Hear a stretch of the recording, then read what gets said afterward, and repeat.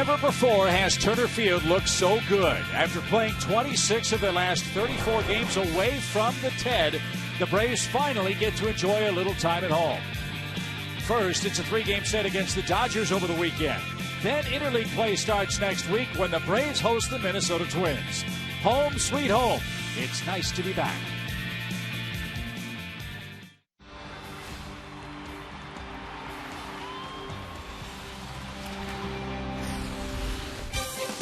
After a brutal stretch of 34 games that saw the Braves play 26 of them on the road, now they're back in Atlanta for 32 of their next 50. That'll make Jason Hayward and Henry Aaron happy as Matt Kemp and the Los Angeles Dodgers are in town for Game 1 of a big weekend series here at Turner Field in Atlanta. It's great to be back home, everybody. I'm Chip Carey with Dale Murphy and Joe Simpson. The Braves have played great baseball here in Atlanta. They come back after that horrible road schedule, Murph, a half game up in the East. And as we look at our Ram Trucks power stats, it's easy to see why the fellas are happy to be here at the TED. Yeah, Chip, you can't complain about how they've done it after being on the road so much. Why are they doing so well at home? Well, maybe it's because they hit a little over 1 home run per game here. But actually check out the middle of this graphic. ERA, starters ERA, and opponents average. Among the league leaders there, that's why they're doing so good here. And a couple of moves today. Jason Hayward was added to the active roster. Jordan Walden placed on the disabled list with some shoulder discomfort. But for the first time in 40 games, the Braves have their projected starting lineup all in there together tonight. Should be fun to watch. Clean slate. We start the second quarter of our big mile of a baseball season. Game number 41. And it starts with the Los Angeles Dodgers on a beautiful Friday night here in Atlanta, Georgia.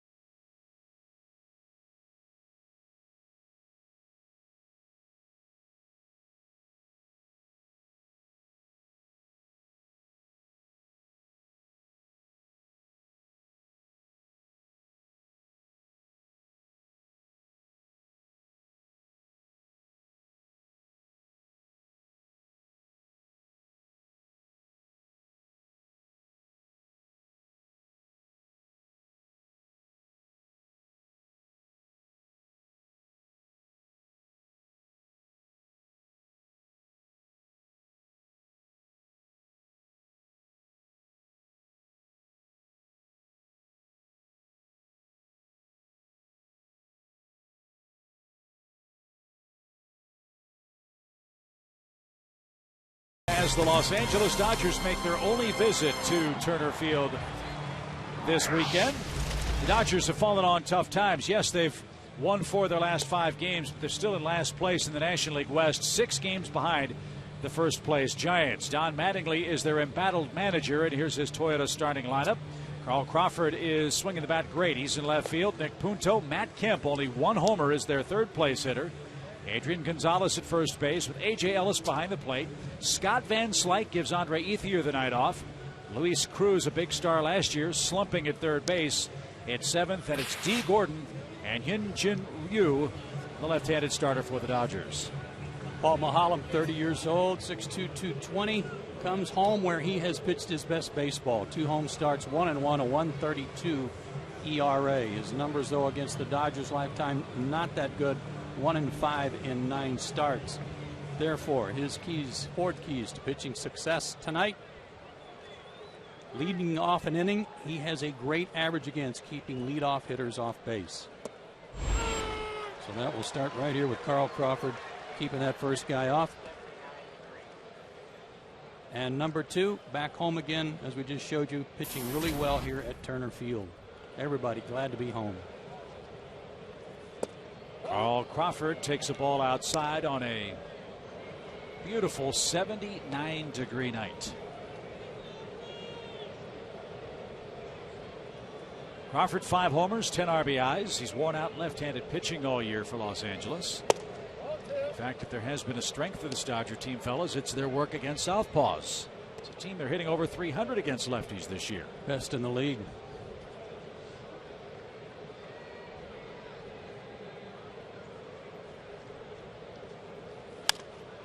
And Crawford sprays 1 foul, 2 balls, 2 strikes.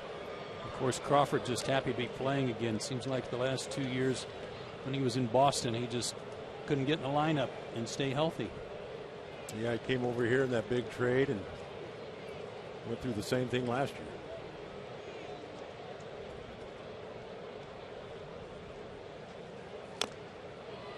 Last year, Crawford was done from August 20th forward, left elbow surgery. He had left wrist surgery from March 26th to July 16th for the LA Ball Club.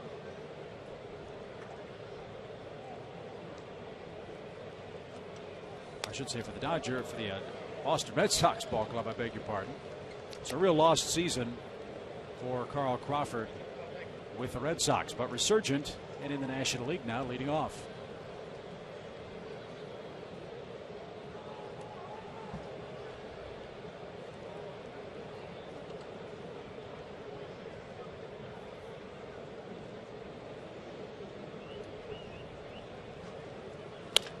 Ground ball to first. Freddie Freeman's got that, and Crawford is a ground ball out to start the game. Here's the Braves defense. As Joe mentioned, first time all year the Braves have their envisioned lineup together. Hayward, Upton, and Upton from right to left. Johnson and Freeman on the corners. Simmons and Ugla up the middle, and Brian McCann, of course, behind the plate. Jason said he felt great swinging the bat on his rehab stint at Gwinnett. And a strike to Nick Punto.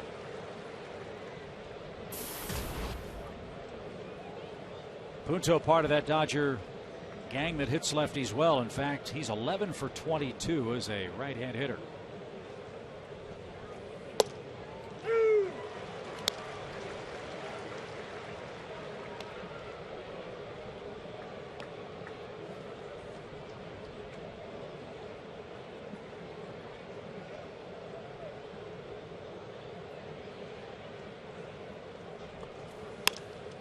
In the air toward right center field. That'll get down in front of B.J. Upton. And Punto on an 0-2 pitch as the first Dodger hit. Seems like the Braves have been getting burned all too often on 0-2 counts. Making too good of pitches for hitters to make some adjustments on.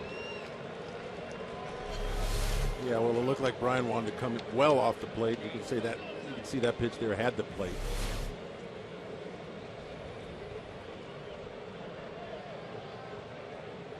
Last couple of starts for Paul roughed up, and a lot of it because of location, and he was the first to admit that, saying he needed to make a couple of better pitches.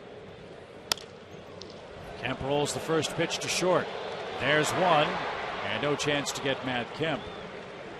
Punto's forced at second, Kemp at first with 2 outs. remember catching in the minor leagues. Our pitching staff was going through a tough time, 0-2. One of the problems was one of our one of our left-handers said, "I'm having trouble when I'm pitching 0-2 because I can't get my waist pitch over." I had to think about that.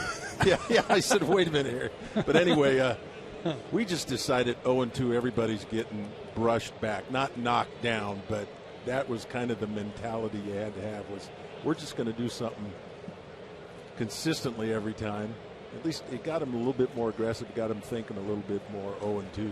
Sometimes, I think sometimes you can surprise a guy, by coming over the plate 0-2, but a lot of times you want to use that opportunity to set up the next pitch and not be too good to hit. That was the 28th 0-2 hit allowed by the Braves this year.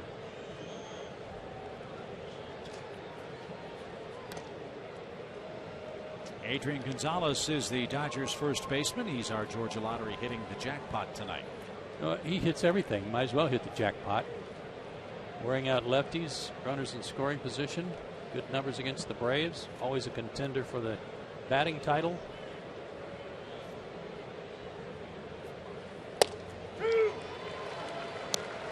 And took a strike. It's 0-2. Mahalam looks sharp in the early going.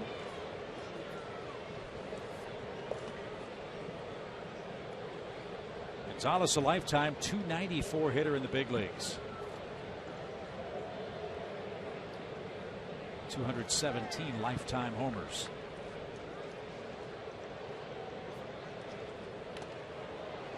And he too part of that big trade consummated between Boston and the Dodgers last year.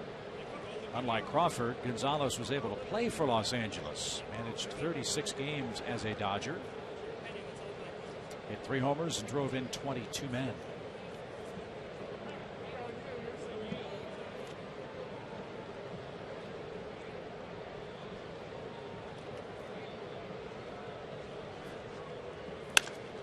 High fly ball toward left. Justin going back is going to have room on the track.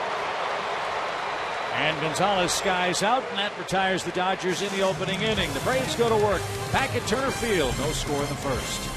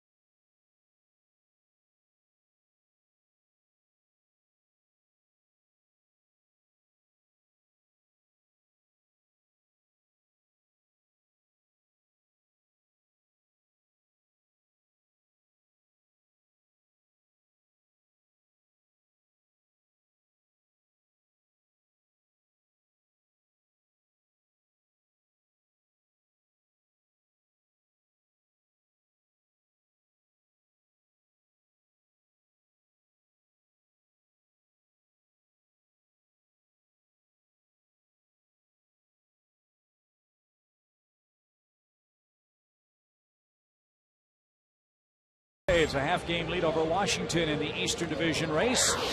Braves start a 6-game homestand with this Toyota starting lineup. Andrelton Simmons bats first. Jason Hayward's back from his appendectomy in right field. Justin Upton, Freddie Freeman, Chris Johnson, Brian McCann, then the lower third of Dan Uggla, B.J. Upton, and Paul Mahalam. And our first look at Hyun-Jin Ryu. 26 years old, 6'2", 255 out of South Korea. There are his numbers on the year in his first 8 starts, averaging a strikeout per inning pitched, a little below 250 overall average. Lefties only hitting 189 against him. Low 90s fastball and a good changeup, and he'll throw that changeup in any count. That's part of his keys to success.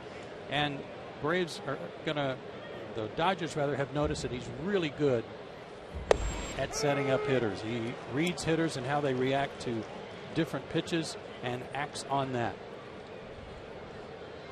I don't know an awful lot about the Korean baseball leagues, but if you're a 7-time All-Star and you lead any league you pitch in strikeouts 5 times, you have a good idea of what you're doing. And that's part of the resume for Hyun-Jin Ryu. Won a gold medal in the Olympics as well for South Korea. And gets a pop-up off the bat of Anderson Simmons to start the game.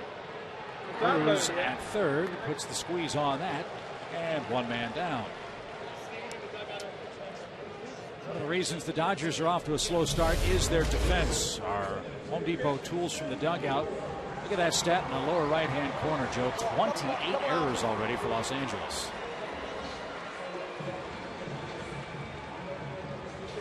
They should be better than that. They've got enough range from guys like Gordon and Punto. Gonzalez always a pretty solid infielder too at first. So let's see what Jason Hayward has in store for us tonight.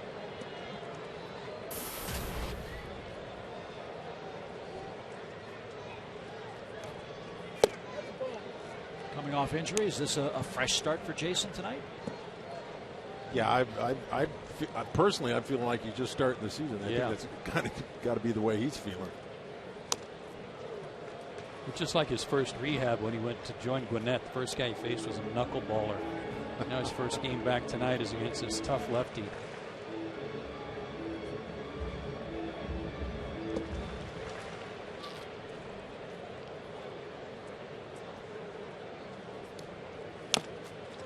High bouncer down the first base line. That's going to trickle foul. And Hayward back to the box behind 1 ball, 2 strikes. In Jason's absence, you've got to tip your cap to Reed Johnson and to Jordan Schaefer. Those 2 men played real good baseball over the couple of weeks that Jason was sidelined with the appendectomy. Bench has been outstanding.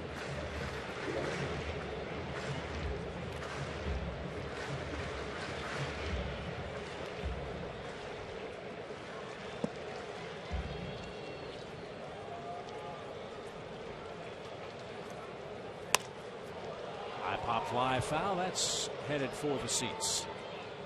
Ryu's been very consistent. He has not gone less than 6 innings in any of his first 8 starts.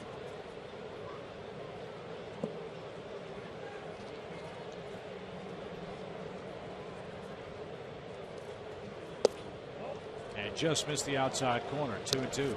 And at 92.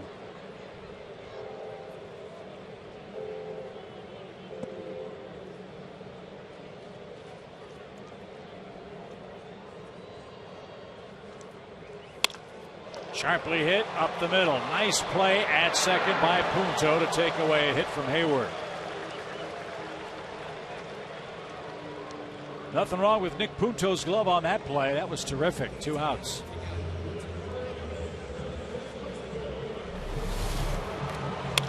It's a nice way that he threw this ball too. Kind of submarined it over there to Gonzalez.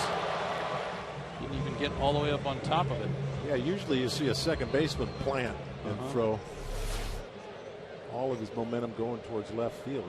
Got a lot on that ball too.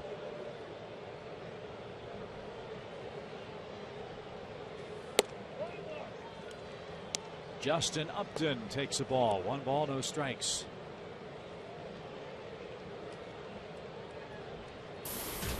Justin had 10 hits on the road trip. And now he's ahead. 2 balls, no strikes.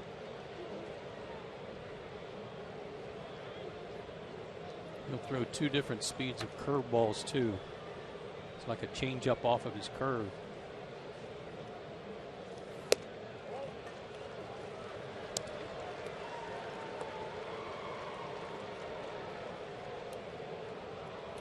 See if he gets a 3-0 green light.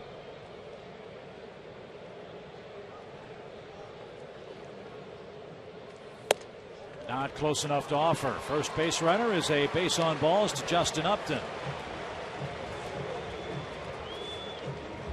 And now Freddie Freeman, the batter. Freddie at .295, a couple of homers, and 22 knocked in.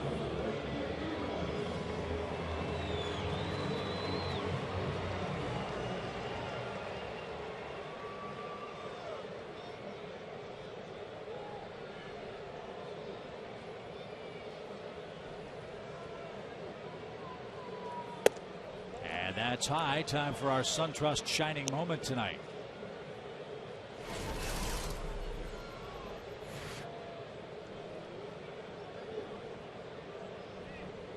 Great numbers here at home. 6 homers, 20 RBIs his last 27 home games. That's outstanding.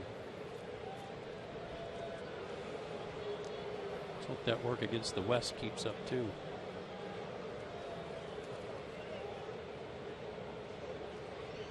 Ten of Freddie's 22 RBIs have come with 2 outs. Let's see if he can chase home Upton. And ball too high. 2 balls, no strikes.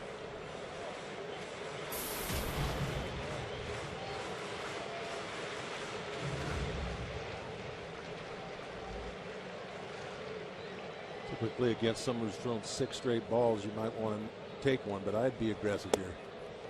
I would have swung at that. The thing is, it's probably the first time in it. I mean, how often has he thrown that many balls? This guy is a control pitcher. I'd even let Freddie go here. Yeah, the first 3 starts, his first 4 starts for him, he only averaged a little over 1 walk per 9 innings. Now he's up to almost 4 walks on average per 9 innings. But still going at least 6 every time out.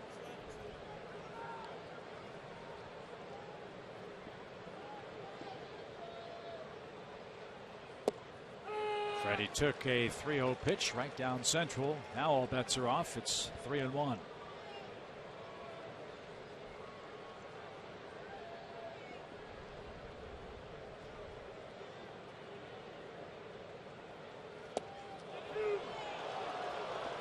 I think that was called a strike. I think it was too. Yeah, I think you're right. Called a strike and had to be low.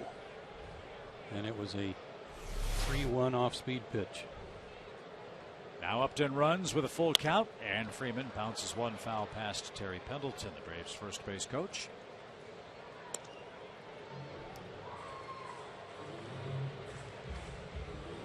Well, it'd be nice to get an early run. The Braves have allowed the opposition to score first in each of the last 8 games. Yeah, it's not a rule. You don't have to let that happen. 3-2 is low, ball 4. So there are the walks, Joe. 2 in a row with 2 outs. And Chris Johnson's coming up. Well, again, lefty's only 7 for 37 coming in. So if he pitched around Justin Upton, given his reputation and Ryu not knowing a whole lot about him, you can understand that with another lefty coming up. But then he fell behind Freddie 3-0 right away.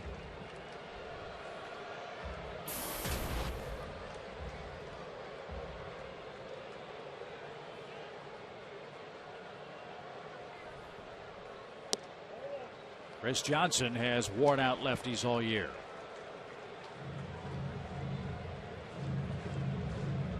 Two on, 2 out, opening inning for the Braves offense.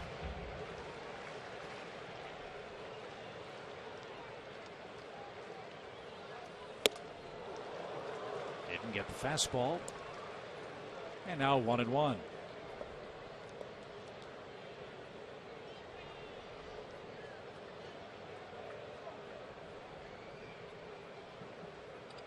Interesting combination of pitches, walks 2 guys, and you're thinking, I'm going to try and get a strike. He throws changeup first pitch, and then Chris is behind on that fastball. 2 fastballs in a row. Yeah, got that one in on his hands.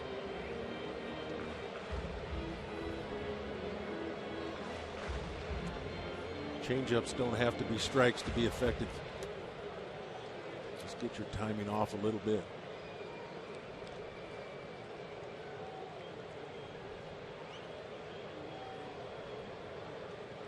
The 1-2 pitch is bounced foul past Brian Snitker, the Braves' third base coach.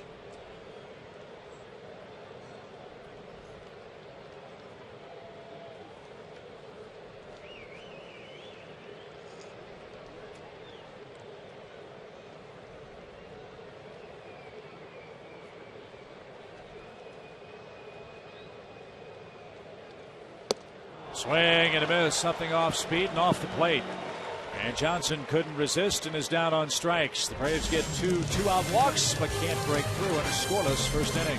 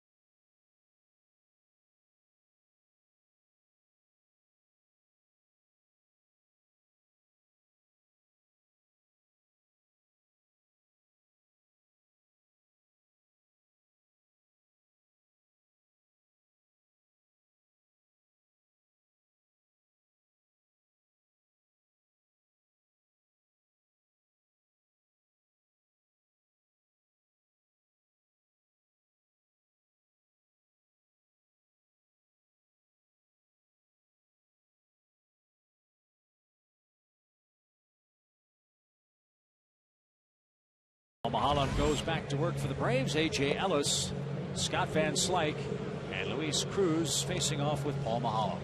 He's the subject of our Volkswagen pitching performance. He has allowed 2 earned runs or fewer in 9 of his 11 career starts here in this ballpark. A 2.50 ERA. We talked about his record this year at home and how good it is.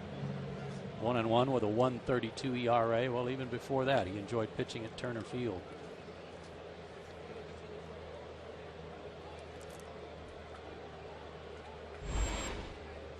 A.J. Ellis gets it started and takes a Mulholland pitch low. 1 ball, no strikes.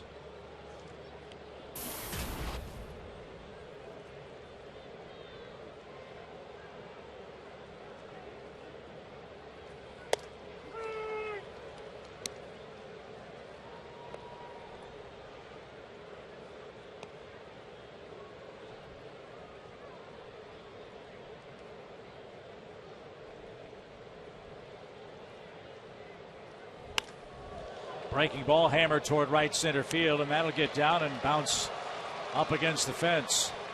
A.J. Ellis has doubled to start the Dodgers second. He likes going that way. He's the guy that hit the ball to right field against the Nationals the other night when Bryce Harper went face first into the wall trying to chase one down. Yeah, good looking swing there. Short and quick.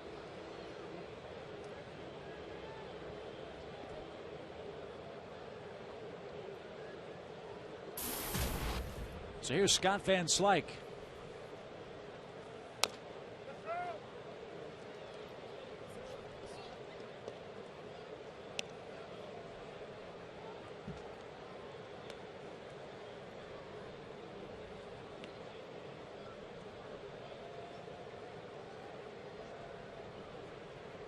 Scott got to the big leagues for the first time last year. Appeared in 27 games with the Dodgers.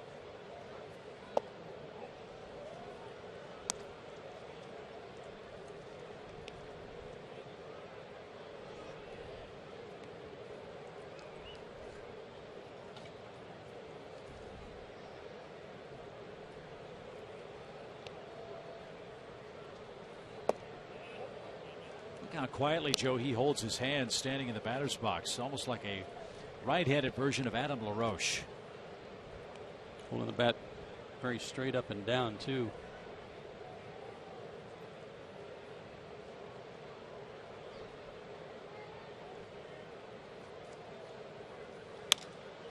In the air to center. BJ in a couple of steps. Puts it away for the first out. Well, friends, the Braves have opened up the bobblehead vault for tonight's steal of the game. We'll let you pick 3 bobbleheads when you buy a season ticket package of at least 15 games tonight. Your choices include Chipper Jones, Sid Slide, 100 save man Craig Kimbrell, and more. Call 404-577-9100 right now. Some good choices there. Sure are.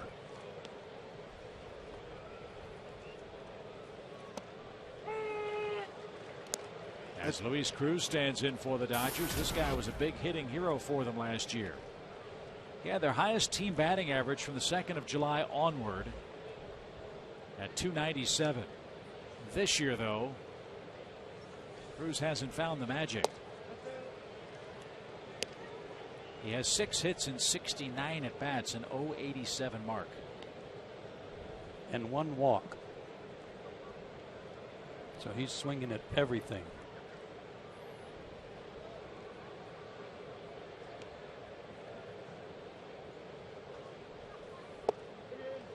He took that one high and tight. 2 balls and a strike. Chip, I thought it was a good observation on Van Slyke with his hands being relatively calm. I remember at the end of my career I got into some really bad habits, moving all over the place. And finally I discovered it. I didn't even realize I was doing it. Settled down and got into a lot better hitting position with quieter hands. Bouncer up the middle. Ugla keeps it on the infield, and that'll save a run.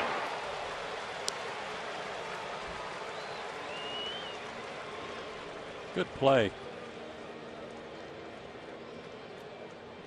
If you were close enough to the infield, 99 times out of 100, you'll hear somebody yell out, "Knock it down," meaning any ground ball, even if you don't get an out, just try to knock the ball down with a runner at second to try to save a run. That's what Dan did. Good range behind the bag. Yeah, good play by Dan. That ball's on the other side of the bag. Keeps the double play in order. Nice save there. That'll bring up Dee Gordon, the Dodgers' young shortstop. If his last name sounds familiar, it should. He's Flash Gordon's son. Remember the terrific relief pitcher, Tom Flash Gordon?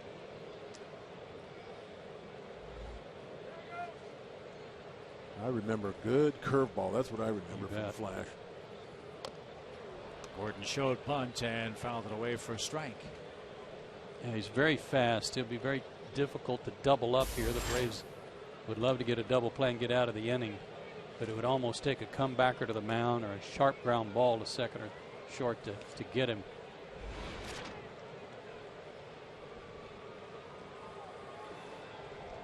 He's found his at bats against Braves pitchers to his liking.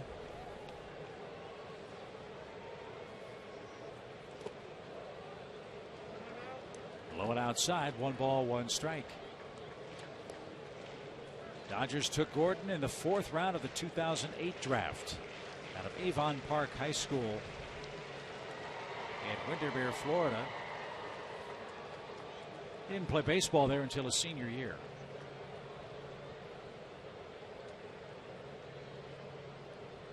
So quite an athlete is Dee Gordon, who was a big-time basketball player in the state of Florida.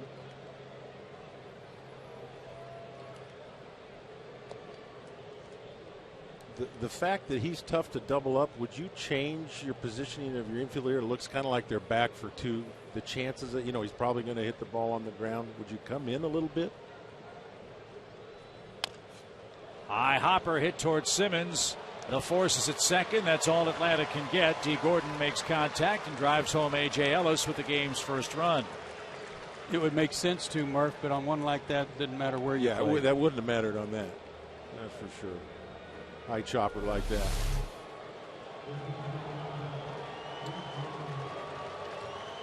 So for the 9th straight game, the Braves' opponent scores first. It's 1-0 Dodgers. And Hyun-Jin Ryu will hit with 2 out. And I don't like playing in very much in the first inning or second inning. What are we in here? Second inning, early in the game anyway. But here's a guy that's probably going to slap it. It's something probably Freddie probably considered. But you're right on that ball. It's not going to matter. This guy's supposed to be able to swing the bat pretty well. He's got 4 hits, including a double.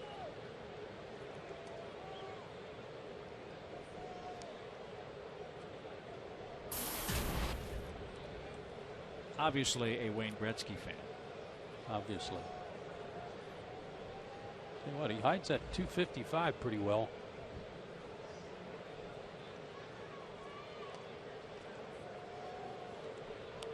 Wayne Gretzky, the 99. Oh, there you go.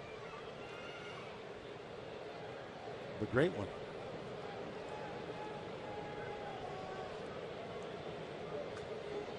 One ball, no strikes.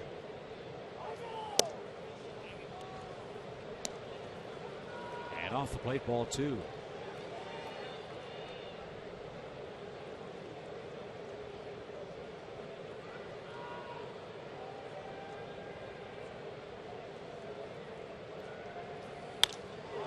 That's well hit toward right, but playable for Jason Hayward, who called it immediately. And that will retire the side. A run on 2 hits.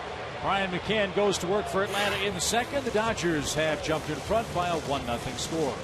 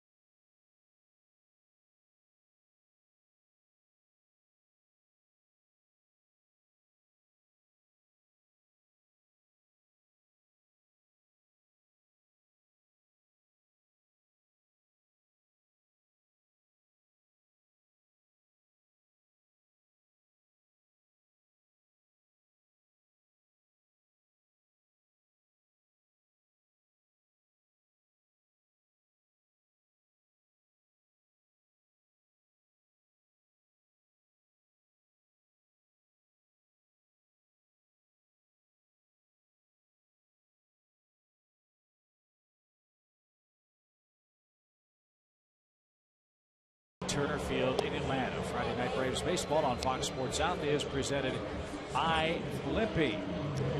Braves really hoping to make a run up to the All-Star break. 32 of the next 50 games for Atlanta will come here at Turner Field. And times have been tough over the last 25 games, as you see on our cold hard fact, brought to you by Frost Brewed Slyke. Scoring at an average of 1 run less per game, and the ERA almost 3 runs higher per game. That's the biggest difference to me, is more the ERA, and the fact that the Braves are now going to go with a 6-man bullpen puts a little added pressure, I would say, on the starters to go a little deeper in ball games too. Which was an issue over the last 6 games for Atlanta on the road trip. So we'll see how it works out tonight, starting with Paul Mahala. Brian McCann gets started for the Braves. Boy, it was great to get him back in Cincinnati, and he had a fine road trip. That is the cumulative total of his work on the just completed road trip. Not even sure they introduced him to come up to hit. Been nice for the fans to give him a little welcome back. Well, it is so good to have him back, and hitting is so hard of a thing to do anyway without thinking about what your shoulder is going to feel like if you happen to swing at this pitch. It's good to see Brian back and healthy, and looks like he's having a blast out there. 1 ball, 1 strike.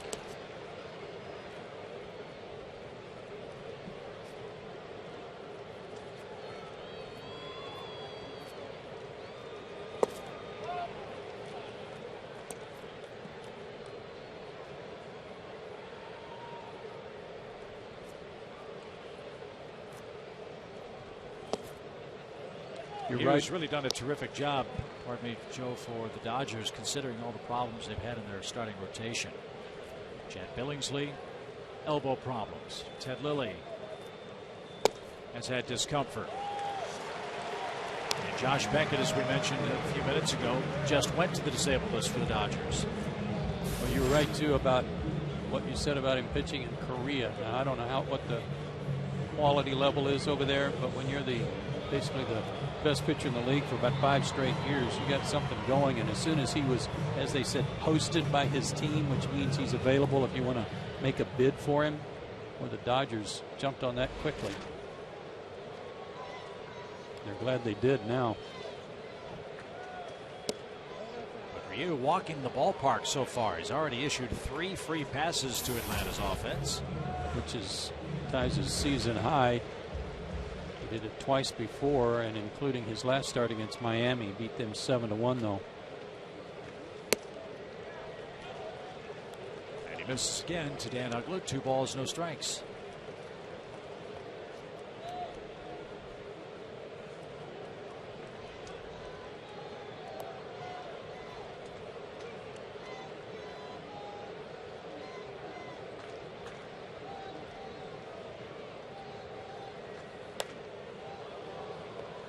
Dan wishes he had that one back. 2 balls and a strike.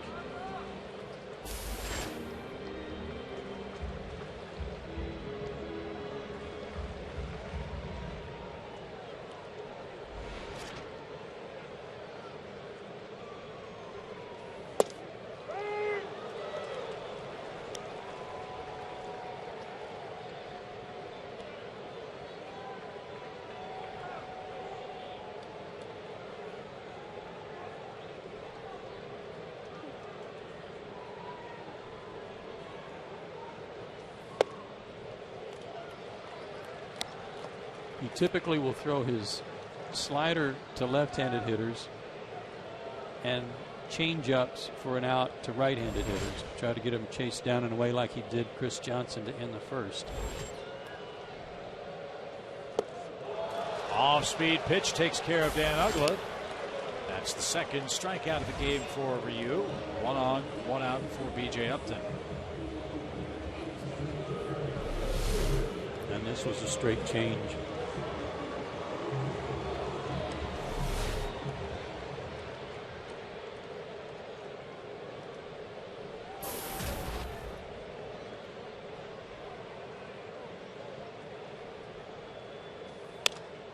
Upton pops up the first pitch toward the Braves on deck circle. That's playable for Adrian Gonzalez. 2 out.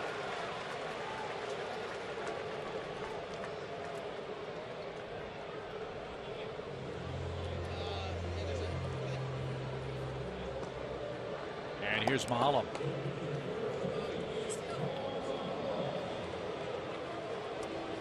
Paul at 167 on the year, no homers and RBI.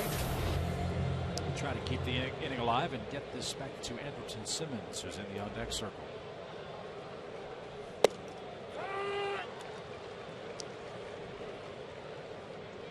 If you missed the story in the AJC the other day, Steve Hummer wrote a great article about Paul Mahalam and his approach as a Braves hitter, and really how remarkable it is that he's been able to pitch in the major leagues.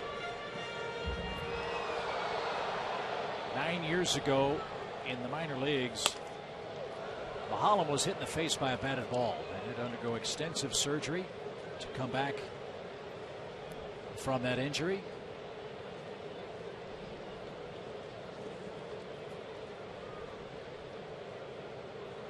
And here he is, dating back to last year, having a great run in the big leagues, this time with the Atlanta Braves. He, however, down on strikes to end the 2nd inning. Ryu has walked 3 and struck out 3, and more importantly leads 1-0.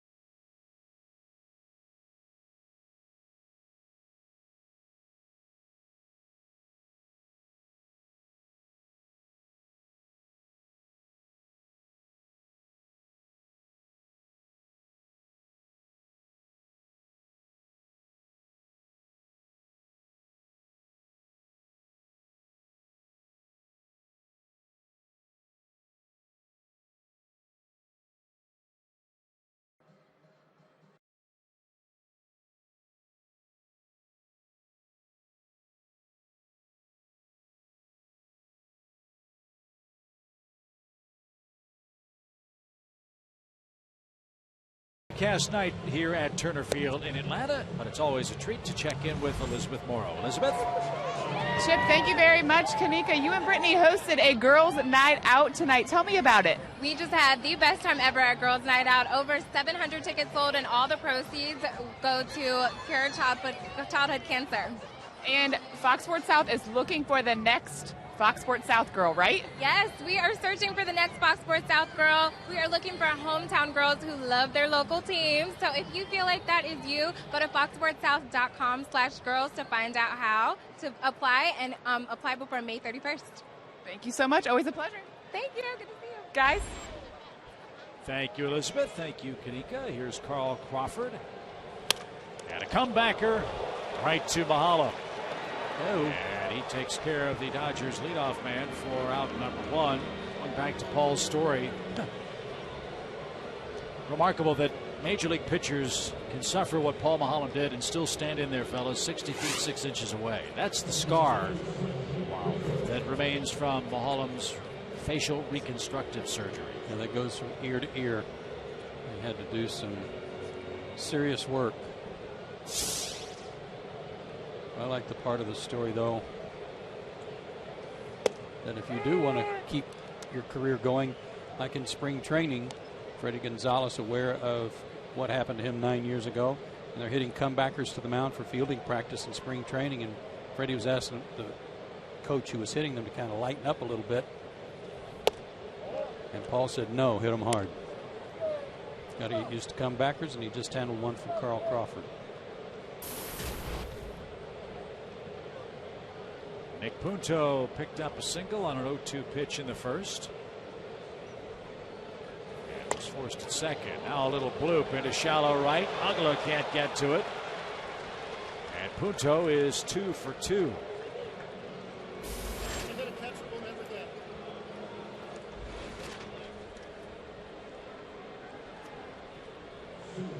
It's a good start to his road trip. Punto's had a pretty good career. He started with the Phillies, played with the Twins, Cardinals, Boston, now Los Angeles.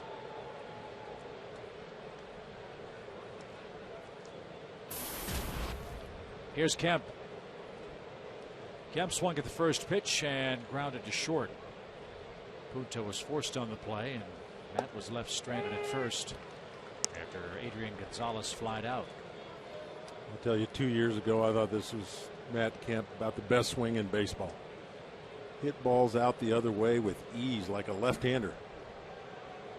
Trying to find his stroke now. He's been a little hot lately.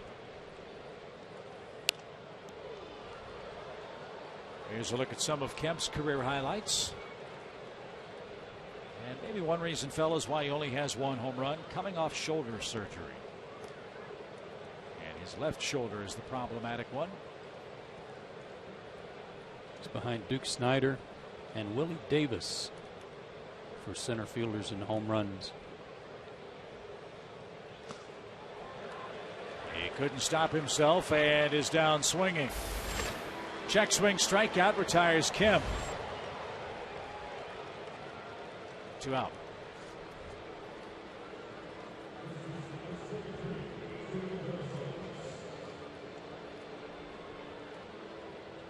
Saw this guy drive the ball to the fence in left field his first time up, and he likes to hit the other way.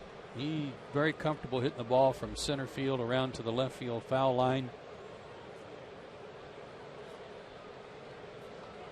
Runner goes, the pitch is strike, the throw to second is off Simmons' glove. Don't think they had a chance to get Punto, who appeared to have a good jump. And he has his second steal of the season.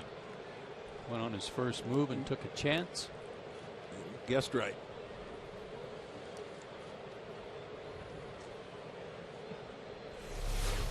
Well, Joe, you said the Gonzalez likes to hit the ball the other way. Look how far off the plate he is. That means you like the ball away. That's why I like to get off the plate. I just wanted almost everything to seem like it was away. This is when you got to, you mentioned he hit that fly ball to left field that first time. Remember, it was 0-2. And then he threw to first. They came back. Brian McCann wanted to come inside 0-2. Came back and went away, and I thought Adrian Gonzalez got that ball pretty good. I'd love to see them come in off the plate more on this guy. Slap toward left center field. BJ is there and makes the play. Gonzalez hits the ball hard twice on consecutive 0-2 counts. And that pitch was only about 6 inches off the ground. 1-0 Los Angeles. Braves coming up in the home half of the third. Here's your Delta Airlines on deck trio.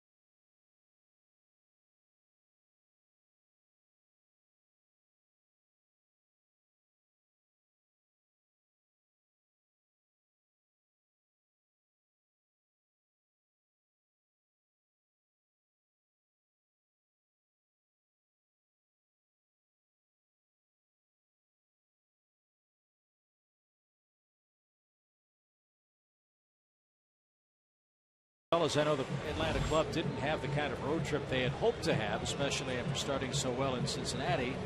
But if you're going to look at things on the sunny side up, Atlanta, despite almost not being home at all, is in first place.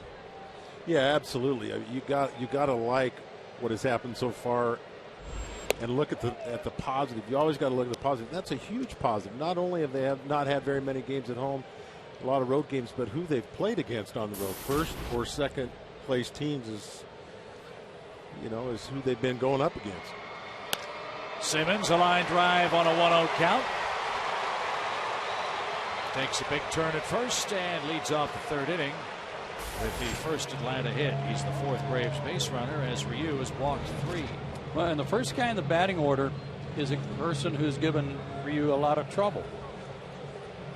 Simmons popped out his first time up, but the on-base percentage is .500 for leadoff hitters in the lineup against this guy, and that's where he is right now. That's really an interesting stat. It goes to the point, I think, of the guys early, especially 1 or 2, are a little bit more contact hitters. They're going to give these guys problems. The power hitters, gear up for something hard, and he throws that changeup. It's been kind of hard to get a read on this guy. He's been a little wild, and all of a sudden, like on Dan Ugla and a couple other guys, he throws 3-2 changeups right where he wants to throw them. So he's a little bit tough to get a read on this guy so far. Hayward lines one the other way over third and headed for the corner. Crawford digs it out.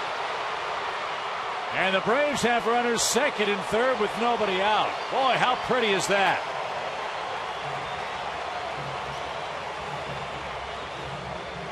Both guys, great to see. Andrelton hit a line drive to right center, getting on top of the baseball a little bit, and now Jason going the other way. He's way off the plate too, Murph, and likes the ball out away from him. You like the ball away. If you like the ball away, you like to stand off the plate so it looks like there's room out there. Pitchers like to go out there. They think there's no way he can reach that. But if you like it away, you're ready for it. And you're right, Joe. Andrelton and Jason. This is how you got to hit the guy. If not most guys, you got to be able to go the other way. Ball high to Justin Upton, who has 2 runners in scoring position and a chance for serious third-inning damage. Might have been an RBI for Hayward if it weren't for Carl Crawford's speed. Boy, did he get to that ball in a hurry.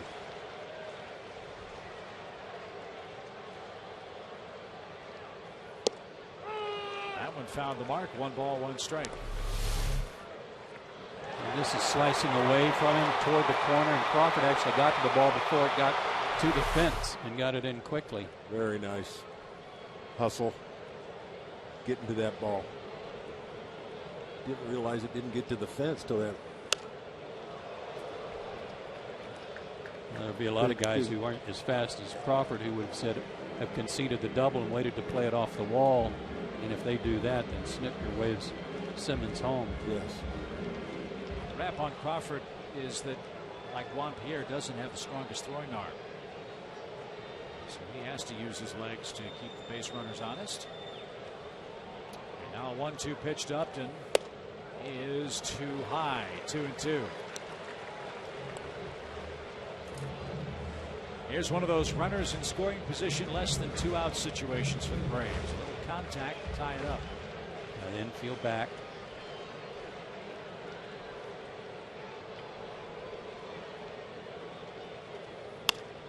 There's the contact.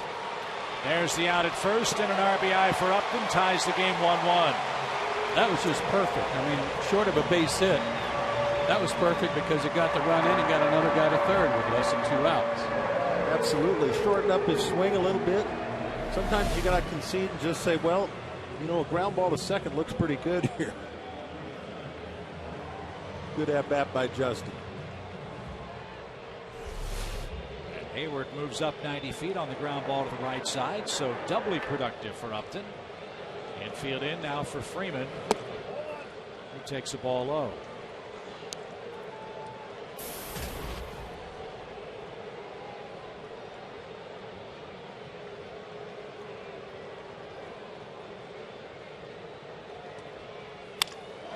Fly ball left center field, that'll get down. Hayward scores, it's 2-1.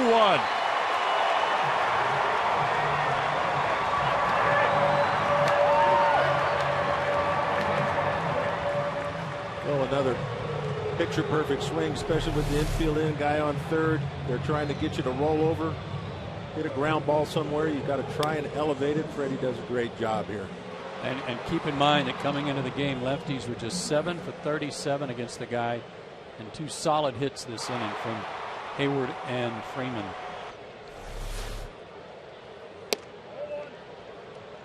One ball, no strikes for Chris Johnson, who struck out to end the Braves first. And Freeman, by the way, hit a breaking ball.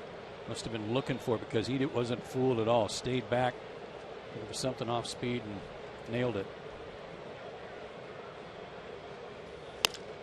Sharply hit toward Gordon. He plays it off to the side and can't corral it.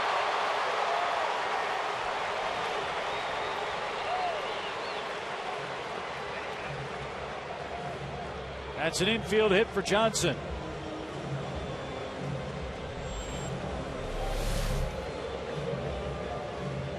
Ball was hit hard, and in between Hop ate up D. Gordon. Good call on the base hit.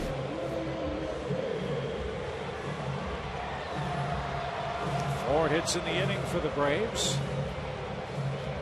And here's Brian McCann. Brian could take a page out of the previous 2 left-handed hitters and maybe think about going the other way because he's got a lot of room on the left side. He does take a shot toward left, but Crawford got a good jump. And 2 on, 2 out. Good swing, well hit. Good call, Joe. That's exactly what Brian was thinking. Hit it right on the nose. Can't steer it. Wow. And boy, he was on it.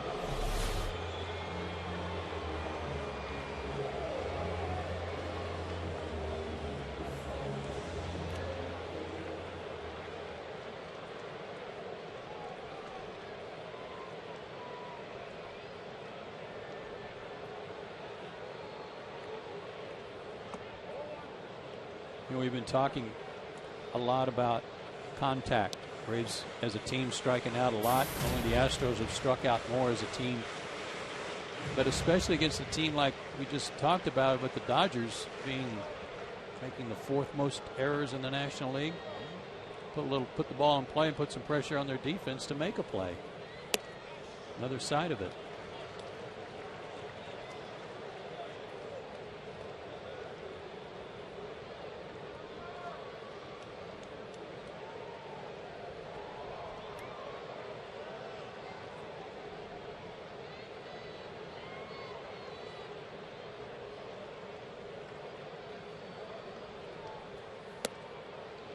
Way high, 3 balls, no strikes. Well, then that's part of the psychology of the game, Joe. You said maybe Brian McCann can take a page out of the previous left hand. That's exactly what happens, how lineups work together.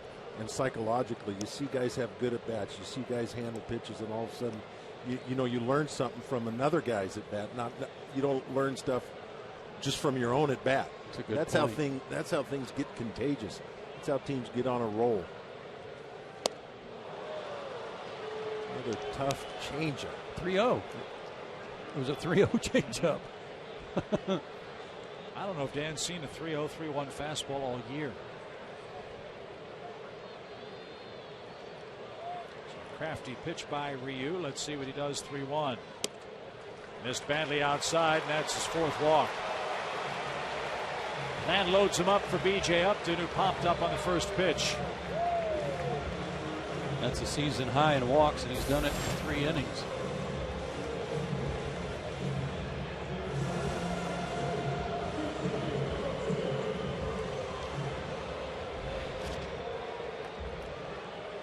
Upton hitting .280 this year on the first pitch of an at-bat. Let's see what he does here with 2 outs. And takes high, ball 1.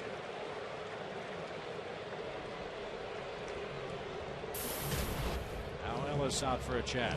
And the pitching coach, Rick Honeycutt, coming out, and with him comes the interpreter. And that is the new rule this year for teams that have non-English speaking pitchers. The interpreter is allowed to come to the mound as well. I just think it'd be kind of interesting for a guy like Honeycutt to go out there and look at the interpreter and say, you're not getting anything over. What is your problem? How's your fastball today? Pretty good. Yeah. And then for the interpreter, hey, don't yell at me.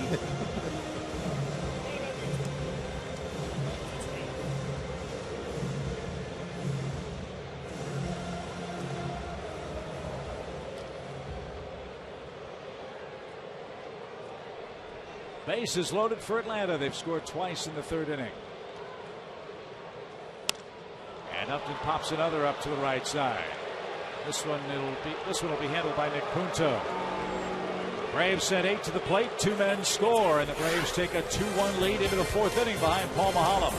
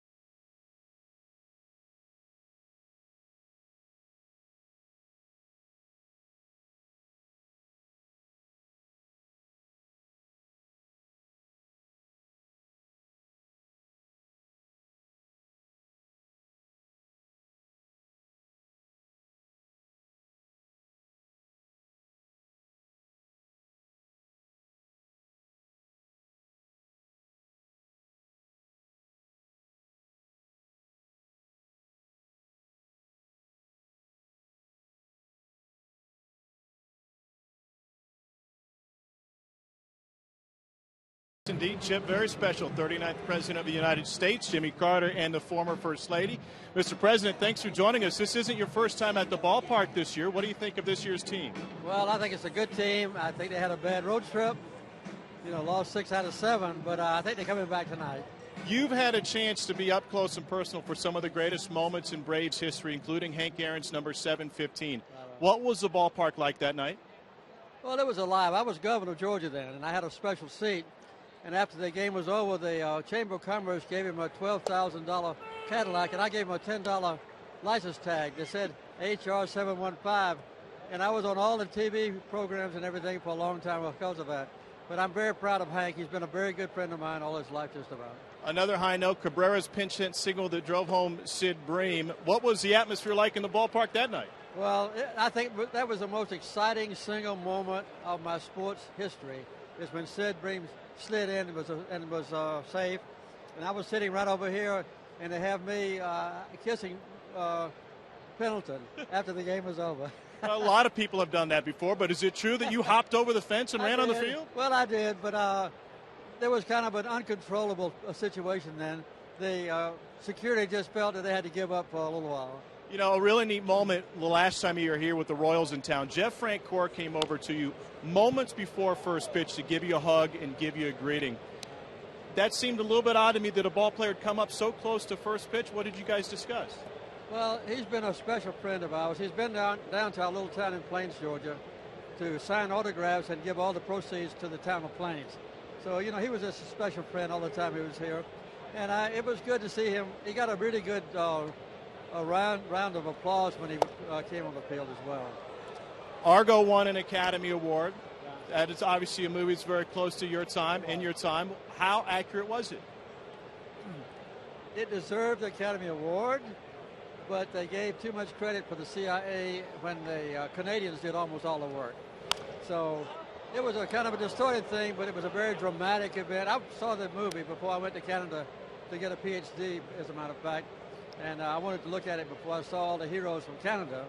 So I was with, the next week, the ambassador from Canada, and also the foreign minister.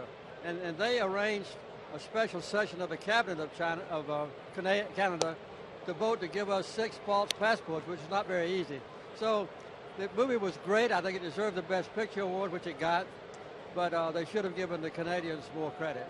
The movie seems unbelievable. Maybe real life is more so. Mr. President, thanks for your time. It's been a pleasure being with you. Thank you. I want to thank Fox for having so many games on television. It's our pleasure to bring them to you in South Georgia. Enjoy the rest of the game. Thank you very much. I hope I do.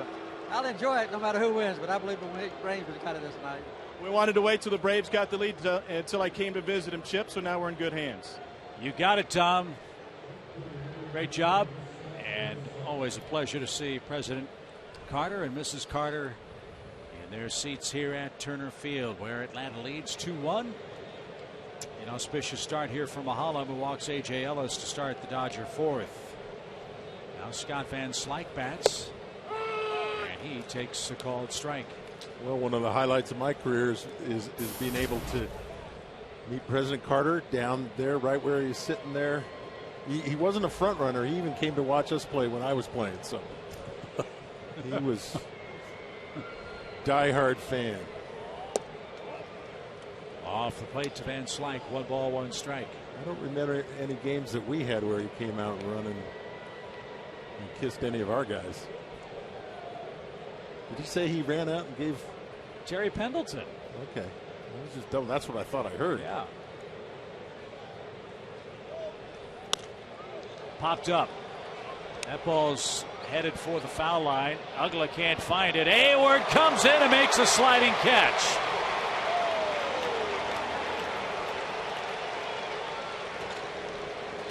Jason, all right?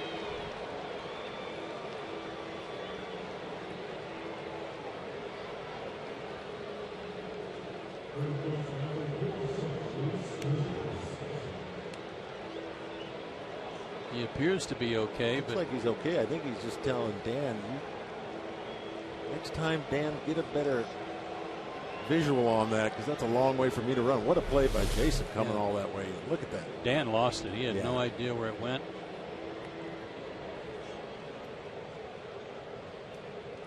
great recovery there by Jason to take the heat off both the infielders. Tough time of night for outfielders, Joe. Very.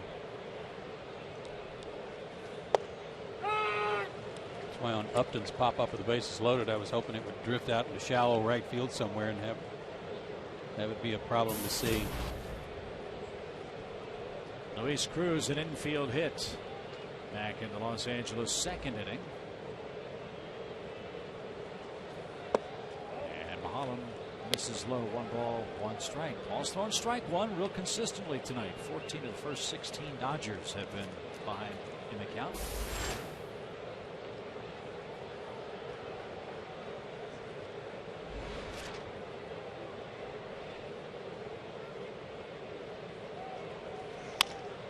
Bouncing ball out towards second. Ugla tried to tag and missed the baseball.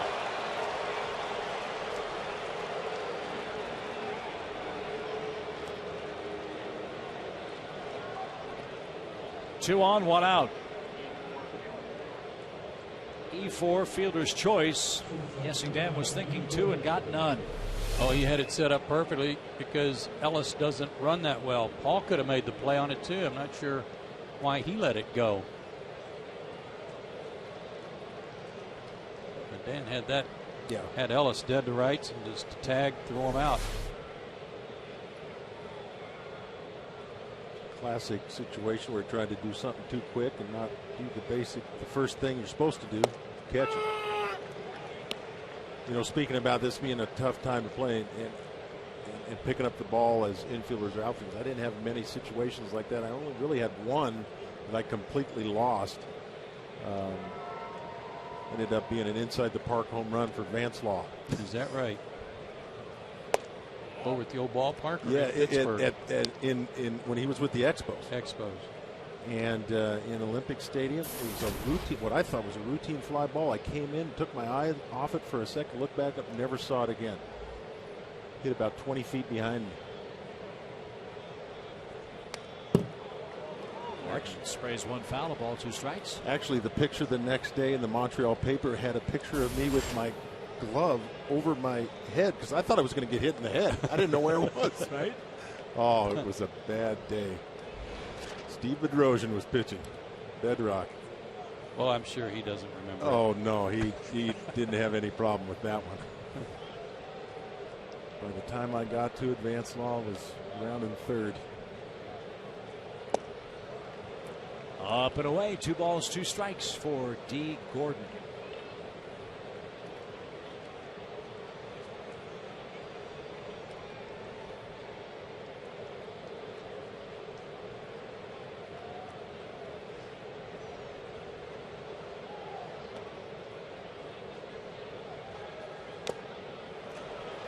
That looked like it was almost in McCann's glove by the time he swung. All year long, Braves baseball on Fox Sports South is presented by Academy Sports and Outdoors. The right stuff, the low price every day.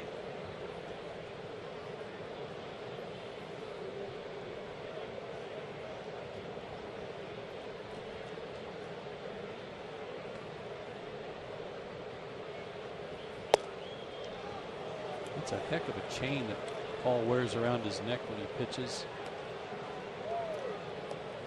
Take that off and attach it to his pickup and pull a trailer if he needed to.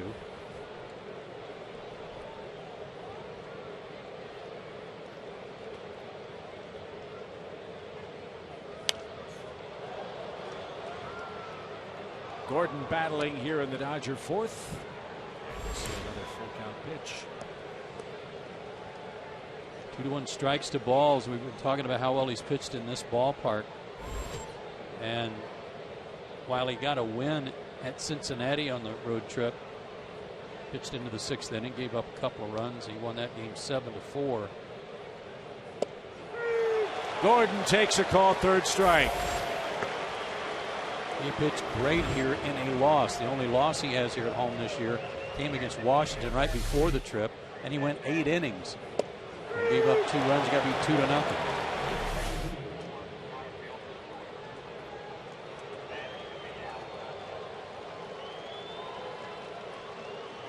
Big strikeout brings the pitcher up for Los Angeles.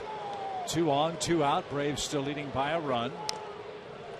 And Ryu fouls that one away for a strike. Scoring change. Take away the fielder's choice on the Luis Cruz ground ball. Charge Dan Uglo with a straight E4. See if Mahalam can pitch around that.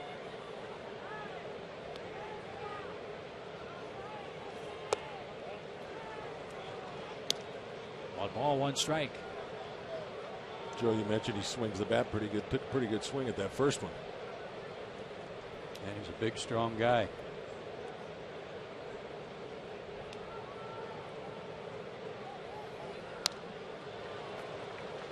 Now Mahalam 1 strike away from turning it back over to his offense.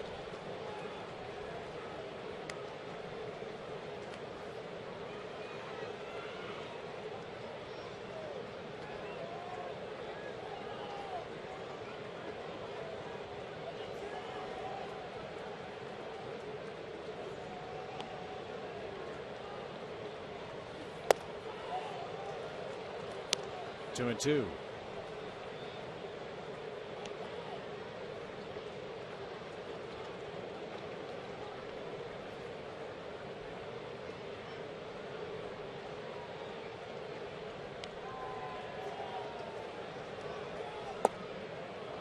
Good pitch. Huh.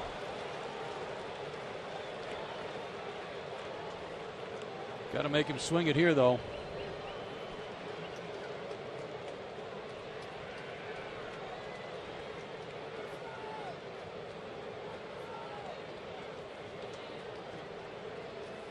Runners go, base hit center field. Ellis around third. He's going to try to score. The throw to the plate is cut off. Ryu's second RBI ties the game 2-2.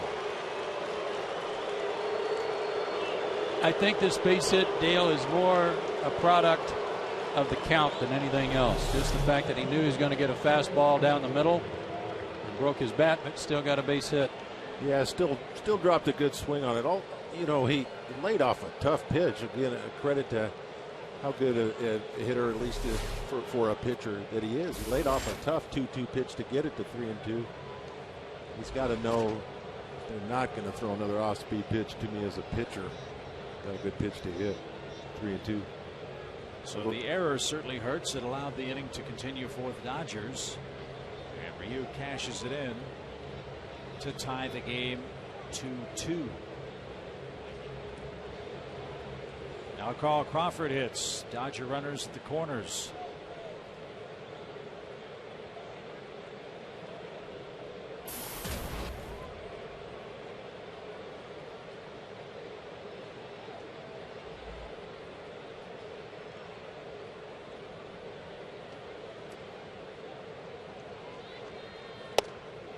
There's a strike. It's 0-1.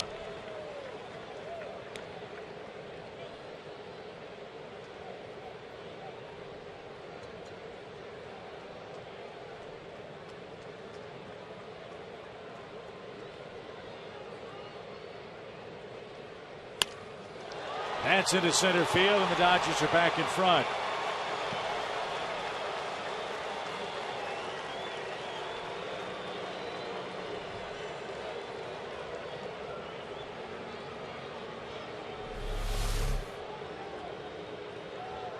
Oh, brother.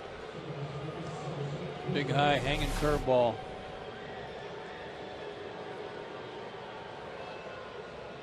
Yeah, with Carl Crawford having 5 home runs, you got to be thankful that pitch there was just a single. That's again getting back to getting Ryu. No matter how good he swings the bat for a pitcher, you got to get that guy because you get into trouble. Get back into the top of this lineup. Punto's perfect night will come to a close as he rolls out to second.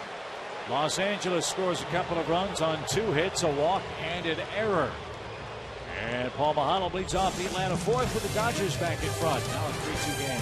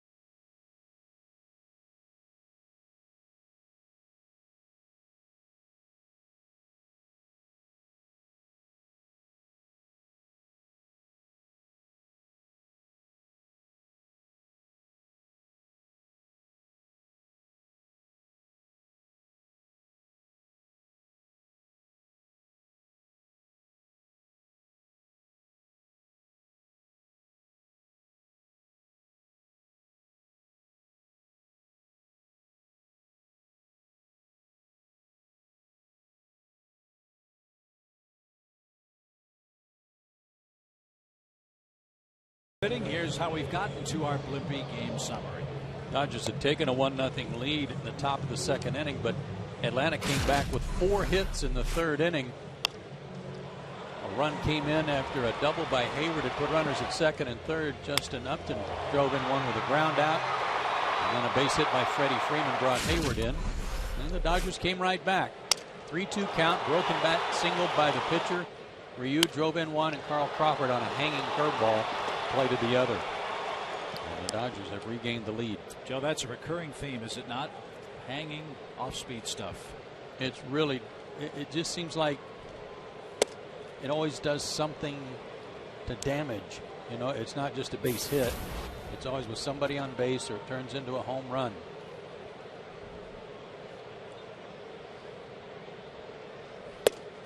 I know in San Francisco we talked about that a lot, Chip, because Giants didn't miss any mistakes in that series.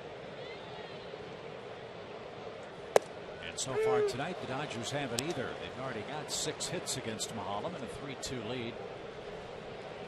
Behind Hyun-Jin Ryu, who's facing the Braves for the first time tonight. And that's foul into the Dodger dugout. 2 balls, 2 strikes.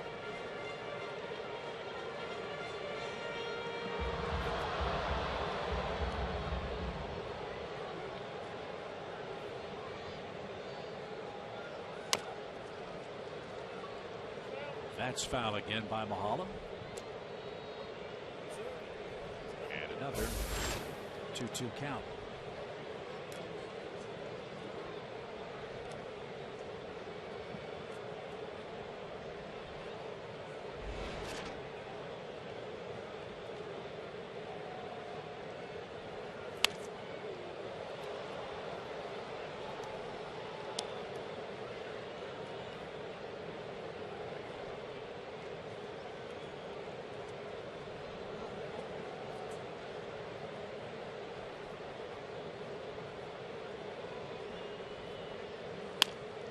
That's up the middle by Mahalam.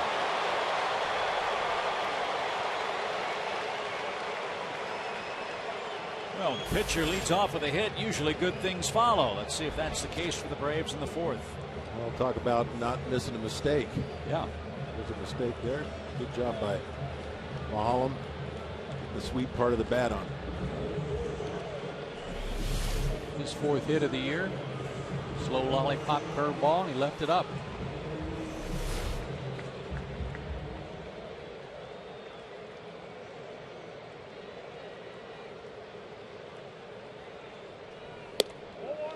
Off the plate for Andrelton Simmons. 1 ball, no strikes.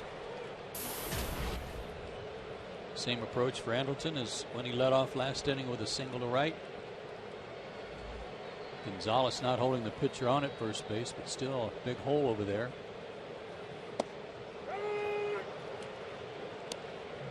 Starts him off with two changeups.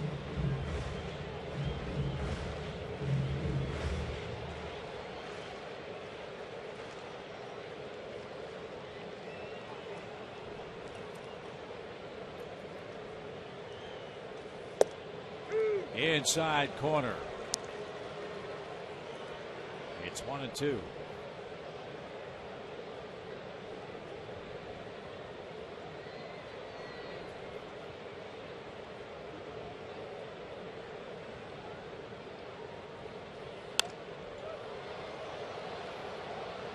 Big crowd here tonight at the ballpark. Huge. Friday night fireworks tonight. Braves back home after a very long road trip. And we've got the Dodgers in for 3. And a swing and a miss for Simmons. And that's the 4th strikeout for Ryu tonight. 1 on, 1 out. Again, it's the steal of the game tonight. The Braves have opened up their bobblehead vault for the game, and we'll let you pick 3 bobbleheads when you buy a season ticket package of at least 15 games tonight. Choices include Chipper Jones, Sid Slyke, Craig Kimbrell, and more. Call 404-577-9100 now.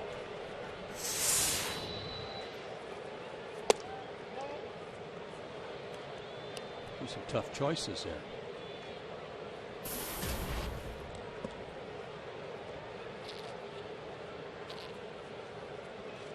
I'm kind of partial to the Sid slid. Yeah, it is. Bobblehead. You don't often see classic. All that stuff going on in one bobblehead doll. There you go. You got the catcher, you've got the base runner, and you've got the umpire.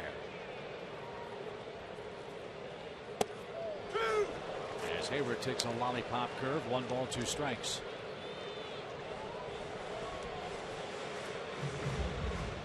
Jason back after an emergency appendectomy in Denver. He hit a double the other way his first time. And chases one neck high and lost the bat. He's the second out.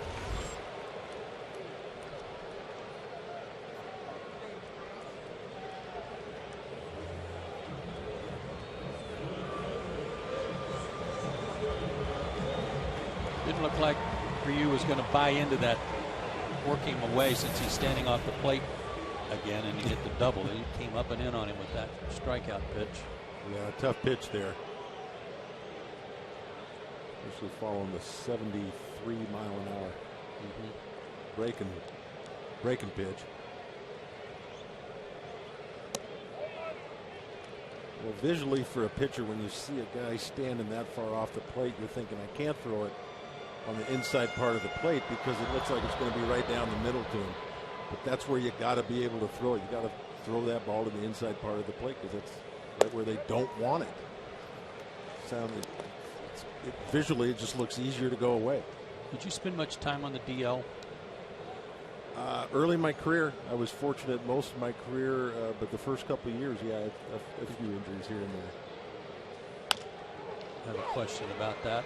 High hopper to Gordon at short. He will flip to Punto at second, and that retires the side. Braves got a leadoff hit from Paul Maholm. Can't advance him. Trail by a run after 4.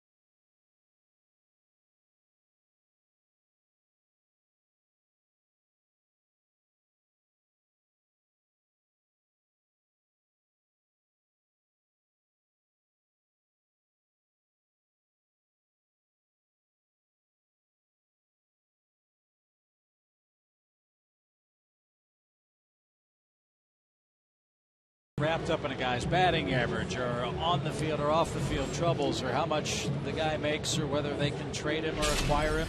Let's not forget that these guys are great humanitarians at times too, and Matt Kemp displayed that last Sunday night in San Francisco. The Dodgers were swept by the Giants, but after the last out, Matt Kemp went over and said hello to a terminally ill Dodger fan by the name of Joshua Jones, who was stricken in a wheelchair.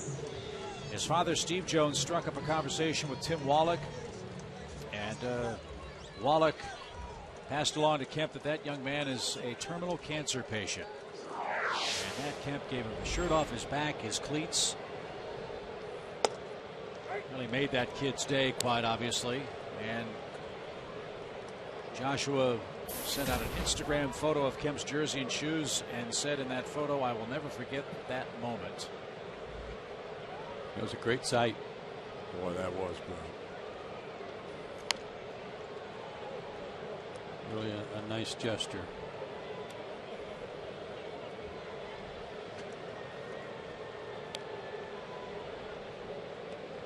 We're so fortunate with the Braves. Players like Tim Hudson and his wife Kim, who devote countless hours here in Atlanta, back in Auburn for their charitable endeavors. Players on this club do a lot of charity work privately, without cameras, without limelight, without reporters, because they know and appreciate and understand what kind of an impact they can have in the lives of those less fortunate. So, job well done to Matt Kemp. As Mahalam strikes him out over the inside corner. Kemp with a bit of an argument with Hunter Wendelstedt. And let's see if Kemp is right. One away in the fifth.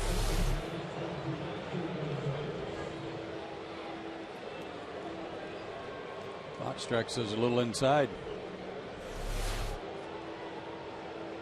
My question to you a minute ago, Dale, where I was leading it to when I asked you if you'd been on the disabled list in your career, is using Jason as an example tonight. He's been out for practically a month. And it would be difficult for any player to come back and not be conscious of the injury that put them on the disabled list. You know, he's still feeling that. But I'm thinking about the mental edge. Adrian Gonzalez shoots that one toward Justin Upton in left. Good running catch, 2 out. And I'm thinking about the competitive edge and how you're able to, are you able to put the injury aside and get back into the fray of competing on every at bat, for example, when you come back? Yeah, it's got to take a few games. I think one of the advantages nowadays, and I asked you this during the break, if you remember ever going on a rehab assignment or anybody ever doing that. We didn't do that. No. We take a little bit of live BP, I think, get somebody that hadn't had a lot of work to throw to you before BP, before the game, and then go get them. So I think there's some advantages now, and that's why also an advantage for the Braves to have their AAA team here so close. But I think it does take you a little bit to get back mentally, you know, before you come back physically, but mentally to have that edge, which is so critical. It's a little tough to do. I think that's what was remarkable to me was Brian McCann's road trip. I was like, wow, that's nice. But I would say the rehab assignments now make it a lot easier than no rehab. Just kind of going out there and expecting your first 4 or 5 games to be games to just get your feet wet again in the big leagues. That was tough. I would say, and I don't mean that it's easier for Brian. It's different. It was different for Brian because his season was Good starting. point. Yeah. You know, it was like he had gone through his spring That's training, true. and now he's starting his season. Boy, he was ready. I mean, he was ready a month ago. He wanted to play. But Jason's going on the DL, coming back. Yes, it's a tough thing. I timing is such a critical thing, and you go for a couple of weeks without, you know, you obviously got a few AAA at bats, but real big league at bats. It's a tough thing to bounce back from. This is A.J. Ellis. He nearly got clipped. and let's face it. And when you go down for a rehab, your sole purpose is to try to get a little bit of feel back, see some pitches as a hitter, get some swings in. The pressure of the outcome of the game, you want to help these guys win when you're in the rehab. But it's not like being here trying to win. Broken bat. Simmons charges and gets his man. Andrelton darted in front of Dan Uggla, and Paul Mahalam has his first 1-2-3 inning in the ball game.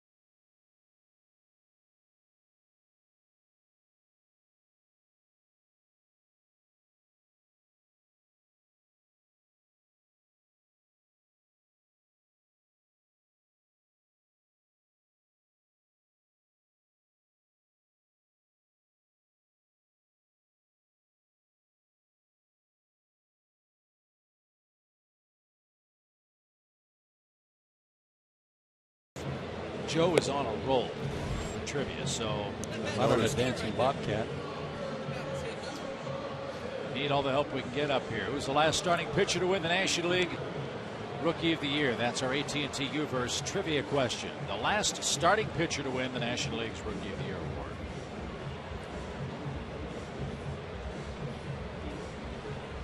Kind of hard to go against Kershaw, wouldn't it? Or is that a trick question? I know Hideo Nomo won it. Remember, Chipper got eked out by a 10-year Japanese veteran. Right. But I'm over it. I can tell. Good job. Making progress as Freddie Freeman goes to work. But these trivia questions really never have a trick to them, do they? No. They're pretty straightforward. Yes. Yeah. And frankly, the last 3 or 4 games, pretty easy. Uh-oh. Wow. That was a shot across my bow. 2 balls, 2 strikes.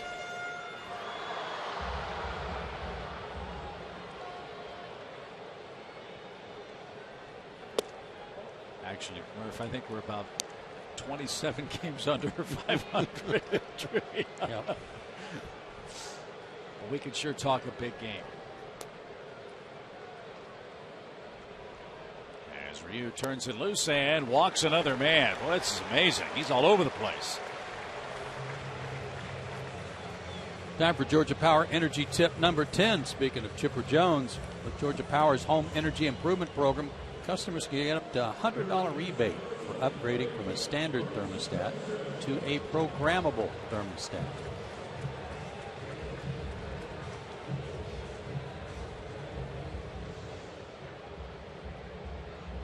Five walks, none of them have scored. Let's see if Chris Johnson can take care of that. And that's way upstairs. 1 ball, no strikes. 5 walks and none of them scored. Not yet. That's crazy. That will catch up to you sooner or later. That is not a stat that you want to live with too long.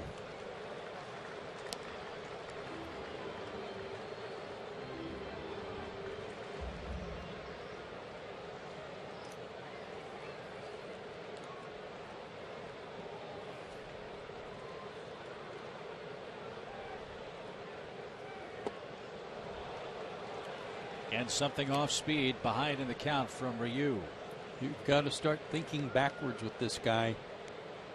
Just because the count is in your favor doesn't mean you're going to get a sweetheart fastball down the middle. Well, and that's the phrase Greg Walker used as I talked to him about Ryu, that likes to pitch backwards. And followed strike 1 with something else off speed. And not afraid to double up on it either. And something else Greg said was that in the meeting today he was going to try to stress use the middle of the field.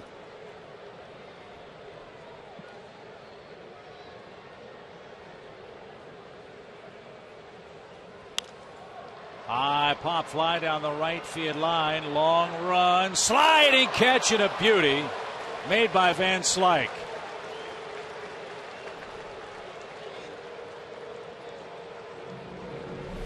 Well, he learned to play the outfield from one of the best I ever saw. His dad, Andy. Boy, that was a terrific play. He's a big guy, too. A lot bigger than his dad. He's 6'5", 220.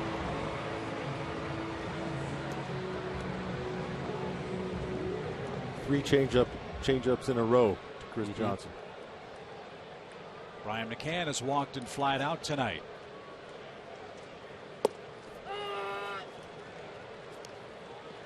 Well, he's the kind of guy, again, there's not a lot of guys, but there are a few guys you can hit backwards, look off speed, and maybe react to his fastball. Toward left center field. Kemp on the run. That ball tailing away, and he makes a grab. The Dodgers outfielders are running from pillar to post in the bottom of the 5th inning. Great catch, 2 out. For a club that's struggling in defensively, made a couple of nice plays in the outfield. Covered a lot of ground to get there. Yes, he did.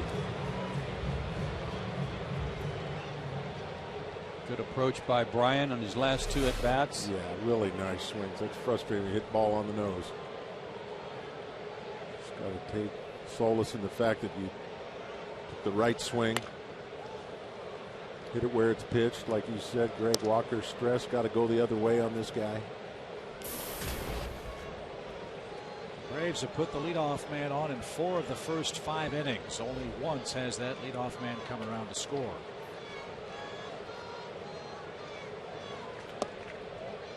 Here playing the Dodger defense in the 5th inning. 2 terrific catches, 1 in right, 1 in center. And Ryu 1 out away from preserving his 3-2 lead.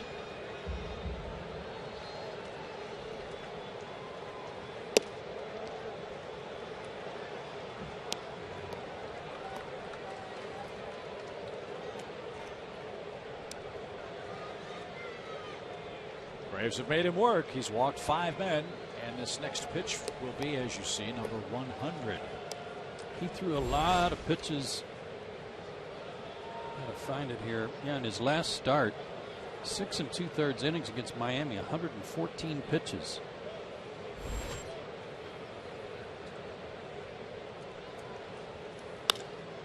High fly to right. Van Slyke has it measured up.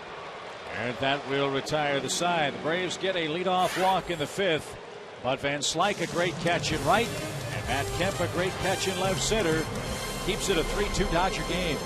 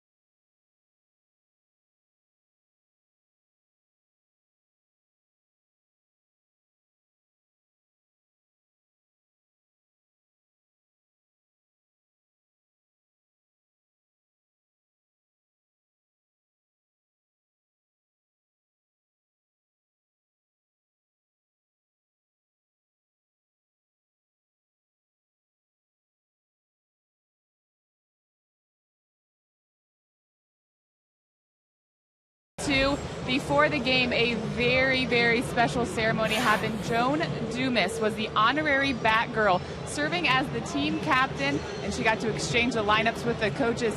Guys, she has beat cancer not once but twice, and I am sitting with her right now in her beautiful family. Tuesday, I got to sit down and talk to her. Joan, Major League Baseball continues to support breast cancer awareness. They did it Sunday with Mother's Day, but you got to be the honorary Batgirl today. How was it? Oh, it was wonderful. I was so excited. Oh, hold on, sorry.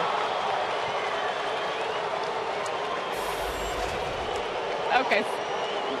Scott Van Slyke just hit a solo home run to extend the Dodgers lead now to 4-2. That's some unhappy news. Elizabeth, let's get back to the happy stuff. Chip, thank you. And your whole entire family is here. What has the experience been like? Oh, it was great. Before I went out onto the field, I shook hands with Jimmy Carter and got my picture made with him. And then I went out and I got to talk with Brian McCann. And then I didn't listen to what the umpires were saying because I was waving to my family. So excited. Excited, yes. And this is your friend Molly that nominated you. Molly, can you tell us about the whole process to become an honorary Batgirl? Well, when we found out that they were having the contest, it was really late in the game. So I wrote up something that is just totally the fact, because that's how what I believe in her. She's just a strength that is just amazing, especially in this second running with cancer. But we've been friends for more than 20 years, and I've seen her through a lot of things, but I have to say that this tops it. Your journey, having cancer twice, having your family here, this moment right now, what are you feeling? Oh, Elizabeth, you know, I'm just honored that I can represent all of the breast cancer survivors. Every one of them deserves this honor, you know, for what they've gone through. But I tell you what, they couldn't have chosen a better fan. Well, guys, you want to talk about a huge fan? Her and her husband, James, witnessed number 714 and 715 of Hank Aaron. That's how big of fans they are. And the Braves helped Joan through her battle, watching them on TV. What a great story, Elizabeth. Thank you very much. As the Dodgers add on in this sixth inning, a solo home run by Scott Van Slyke. Cruz popped out to short. Now D. Gordon hits with a 3-0 count. The Braves bullpen has begun to work. It's one of the topic lines as we start this homestand for Atlanta, a different configuration of the 25-man roster. With Jason Hayward activated and the Braves carrying 3 catchers. As Gordon skies one toward left center field, Justin Upton gives way to BJ, who flashes behind for the second out. Jordan Walden was placed on the DL, Joe. Atlanta has 6 relief pitchers. And the question is, how much use will that group get if Braves starters don't start taking the game deeper past the 6th and 7th innings? Well, it's something that can be easily corrected and fixed. I mean, in terms of getting another arm here if you need one. They're not that far away, and Gwinnett, as Dale pointed out earlier, pinch hitter here, so Ryu is out of the ball game. This is Tim Federowicz. But the best possible scenario for a 6-man bullpen would be for more innings out of your starters, no question. That's the 8th Dodger hit, a pinch hit single, and it comes with 2 out here in the 6th. Ryu was effectively wild. 5 walks, 5 strikeouts, 2 runs. Yeah, I don't think Don Mattingly wanted to chance that any more. The fact that none of the guys Ryu had walked had scored. First time he has not gone at least 6 innings. Here's Crawford with 2 outs. Carl bounces a breaking ball out to second. Uggla's got that, and that will retire the side. 8-9-1 coming up for Atlanta. The Dodgers now lead by a pair. It's a 4-2 game.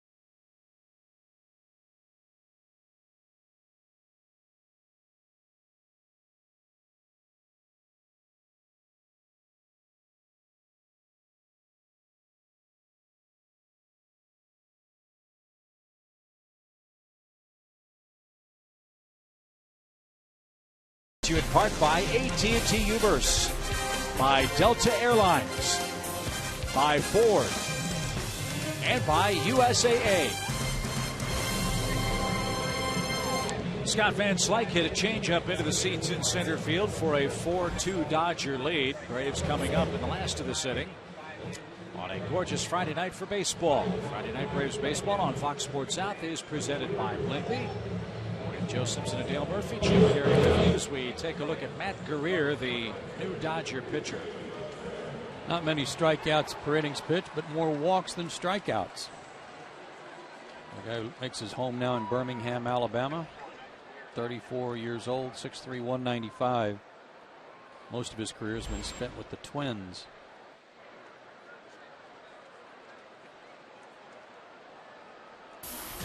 A.J. Upton has popped out twice tonight.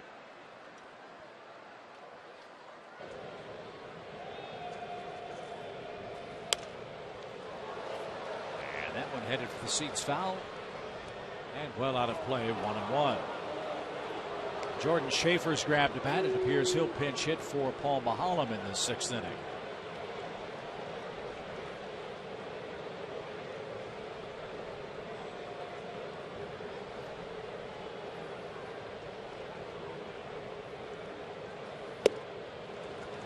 And now Upton behind, 1 ball, 2 strikes.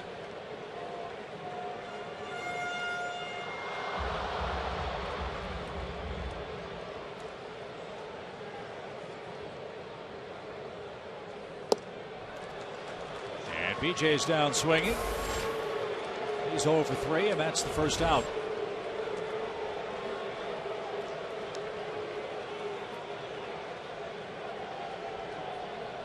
And Jordan Schaefer will be announced. Maholm goes 6 innings, 8 hits, 4 runs. Paul walked a man and struck out 3. Just gave up the home run to Van Slyke.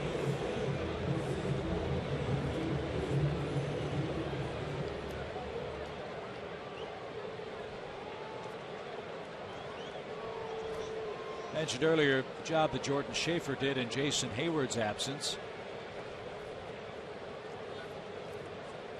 That was really evident on the just completed road trip.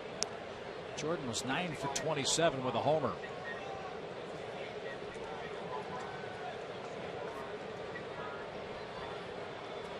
He and Reed Johnson doing a great job taking turns out there.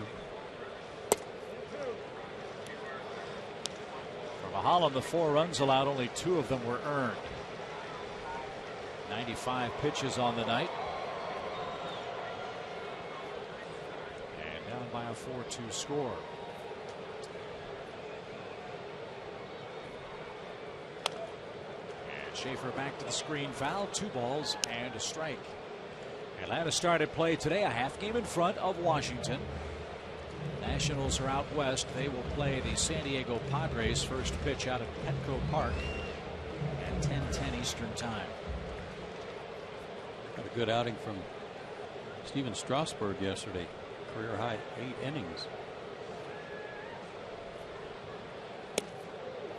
Yes, they did. I saw some highlights of that game, and he looked like his. Sounds funny to say his old self. He's so young, but right. Looked like his. The way he started, guys swinging at balls that were bouncing well in front of the plate. Good changeup. Schaefer in the air, shallow center. Kemp broke back, now comes charging in with Crawford, and that'll drop in safely for Jordan's 2nd pinch hit of the year.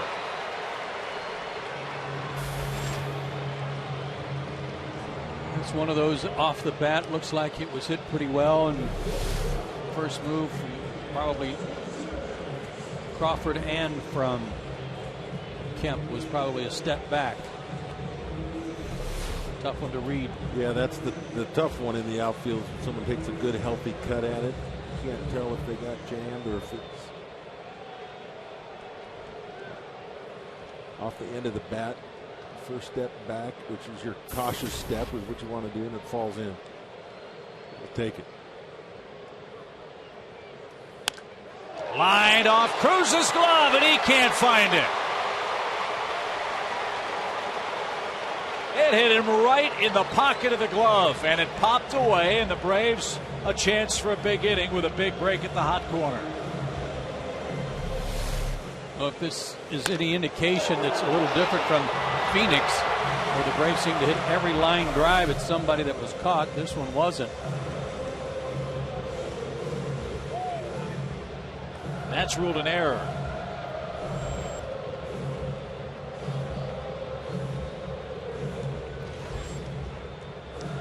And Don Mattingly on his way to the mound will take the ball from Guerrier. Tough break for Matt. Braves try to take advantage with Jason Hayward coming up and representing the go-ahead run.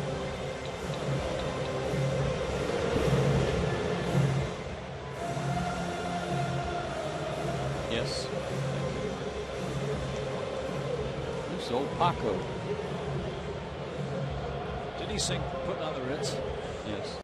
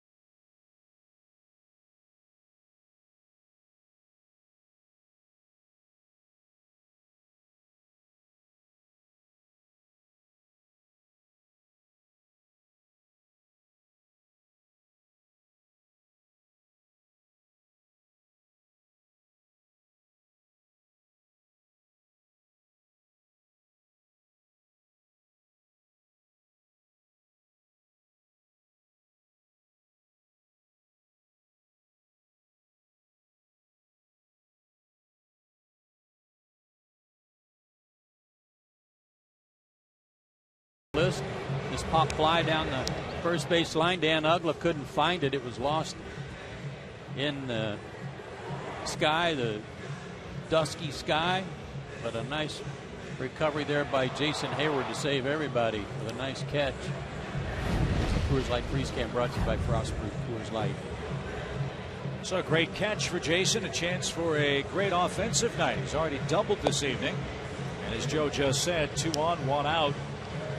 As he will take aim at left-hander Paco Rodriguez. You talk about a funky delivery. Wait till you see this guy. Opposing batters are only hitting 128 against the guy, maybe because they're mesmerized.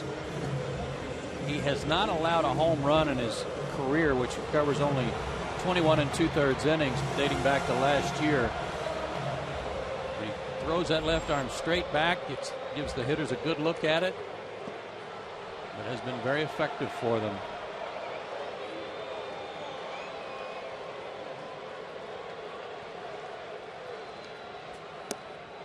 Rodriguez is a Gator out of the University of Florida. I mean, you see that all the way. That is very unusual. Dodgers took him in the 2nd round of the draft last year. He's the first member of the 2012 draft class to make his big league debut. He got to the big leagues after pitching in just 21 minor league games. Well, then he must throw strikes, and that's evident by looking at his numbers. First batters are only 3 for 17 against him with 7 strikeouts.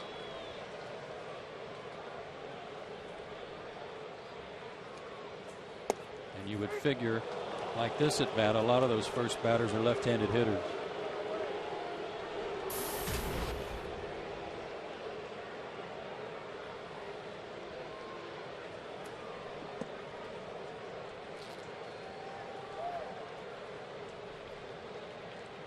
One ball, 2 strikes for Hayward.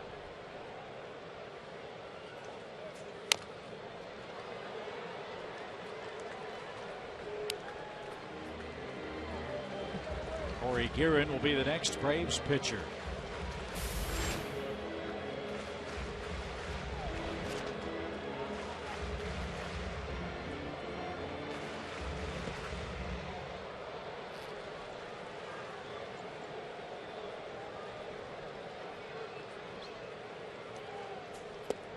Did he go? He held up. That was close. Rick Gibson, the umpire at third base.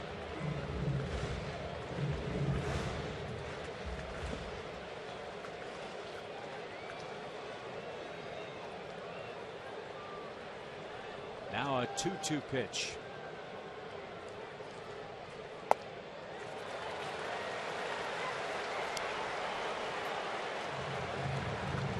So what does he do here? Tying runs aboard, 3-2 count to a left-handed hitter. Does he dare risk throwing a fastball for a strike and getting it hit, or does he try to get him to chase what is obviously a good slider? I think he goes slider. Ellis can't find the baseball. It doesn't matter. It's in the dirt. Ball 4. So Don Mattingly made the move, lefty-lefty. Rodriguez walks Hayward. And now with nobody up in the Dodgers bullpen, he's got Justin Upton, a right-handed hitter, up with the bases loaded and 1 out. That was a really good at-bat by a fellow who hadn't been seeing too much live pitching lately, for Hayward to lay off a lot of those sliders. That was a good at-bat. Yes, it was. And as you mentioned, that delivery is really funky. It appears that he does show you the ball, but then he kind of gathers himself back, and you got to be careful not to get visually stuck on when he gets his hand right out of the glove so quick that you don't pick it up when it's coming back. Oh, what a cut. Good swing.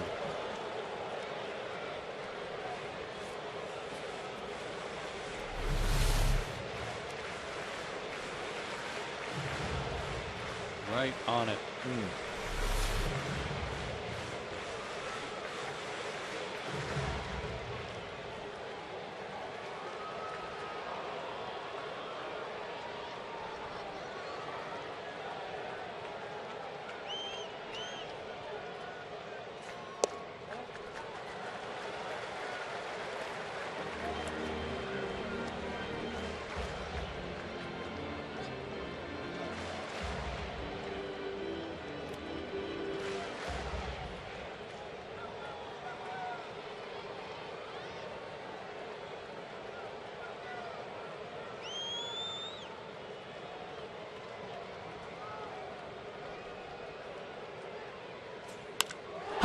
Fly ball, belted, grand slam.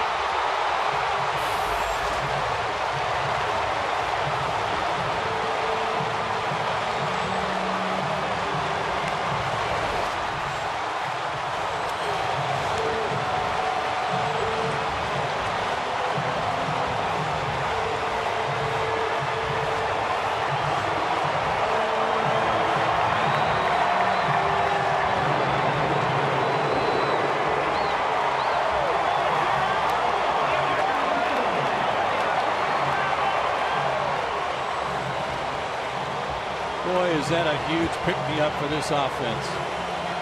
Sure is. Wow.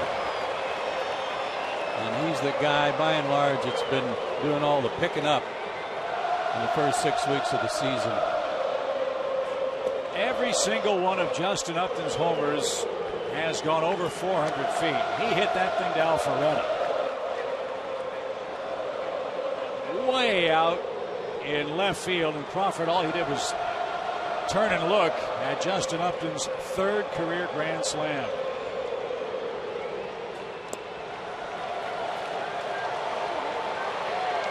Well, guess what? Paco Rodriguez's stretch of homerless innings just came to a big end.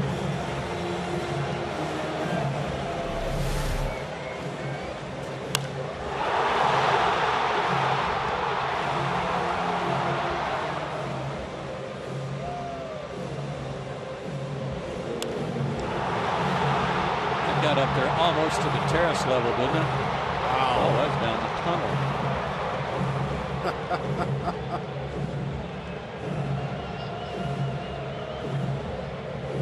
Carl Crawford, not even a step. That's one of the hardest balls that I've seen right there. I'm telling you what. Wow. Well, it's interesting. Nobody up in the pen, so Mattingly was fine if he was going to have to face Justin with guys on first and second. But he's not fine with him walking Hayward to Justin hit with the bases loaded. Not exactly how he drew it up.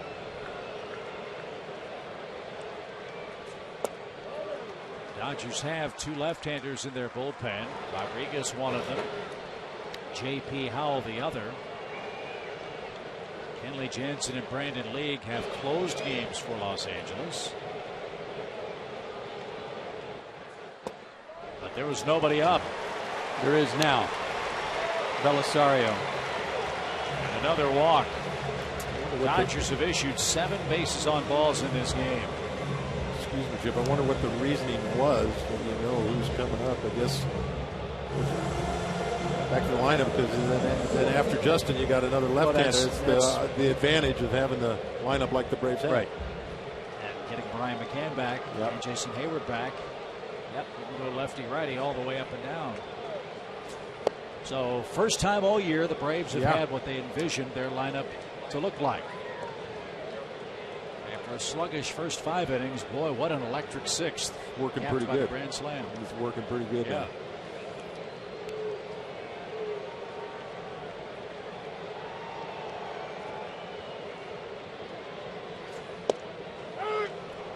Their bullpen has been part of the reason they have struggled record-wise and are in last place. 15 teams in the National League. They're in 13th place in those categories. Boy, walks really eat you up out of the bullpen. Bouncer foul by Chris Johnson out of play.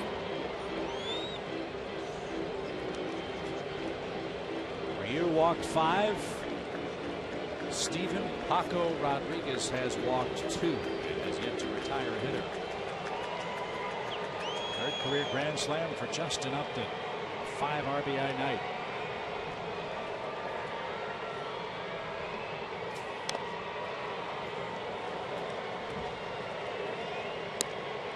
Corey Guerin was up for Atlanta, Chip. Now it's Luis Avilan.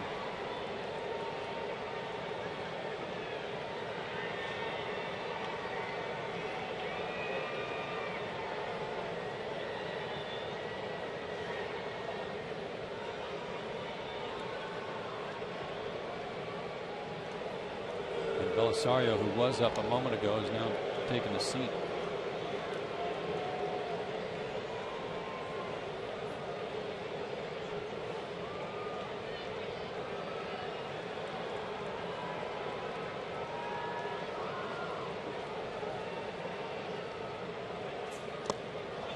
And Chris Johnson swings and misses. And that's out number 2 in the 6th.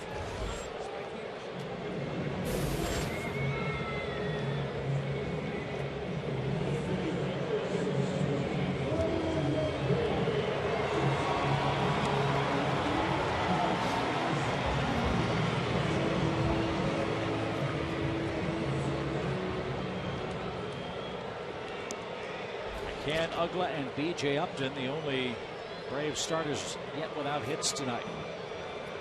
Bryant's hit the ball hard twice as the Dodgers play him to pull on the infield. That's exactly where he hits it, right at E. Gordon, who fires on the run, and that retires the side.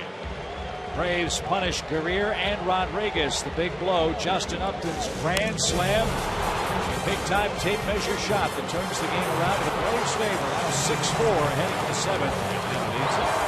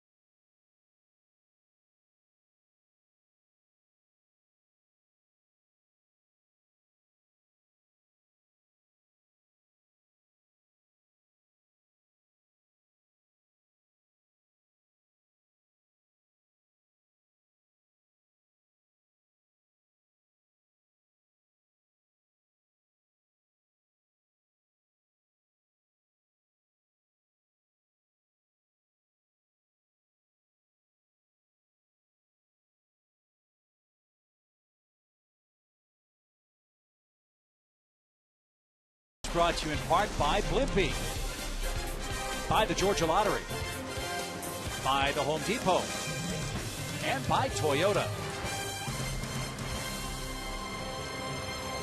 A lot more fun for the Braves in the bottom of the 6th inning. They have a 6-4 advantage courtesy of Justin Upton's grand slam. And with 3 more innings of defense left for Atlanta, here are some changes for you. Ramiro Pena checks in for Chris Johnson at third base. He'll bat 9th. And on the double switch, Freddie Gonzalez makes the AT&T call to the bullpen. This is Luis Avilan. Just in one game at Arizona in that series, perfect inning, zeros across. He was in 4 games on the 10-day road trip. 2.40 ERA, still more walks than strikeouts, which surprises me with as good a sinker as he has.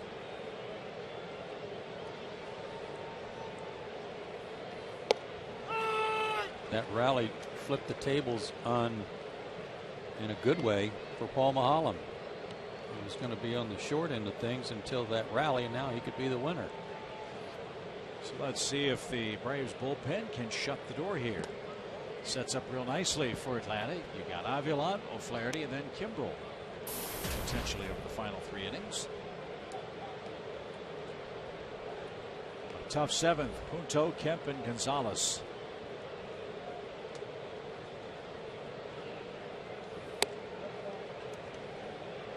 2 balls, 1 strike. And both O'Flaherty and Kimbrell especially, well rested.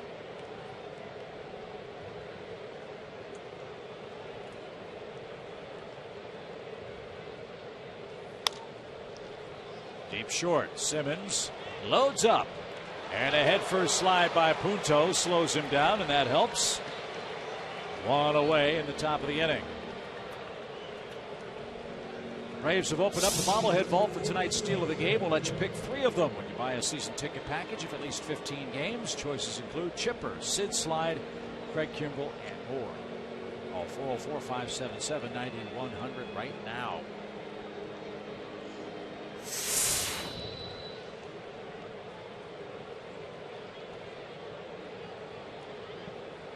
Matt Kemp is 0 for 3.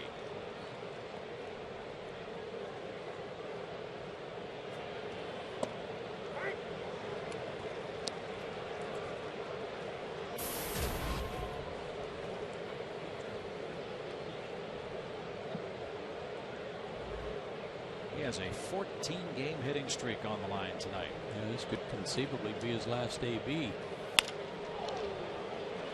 Off the glove of Pena. Fires quickly to get Kemp.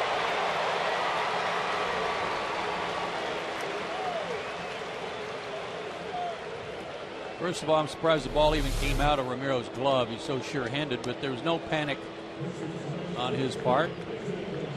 Picked it up, made a good throw. Very sure-handed.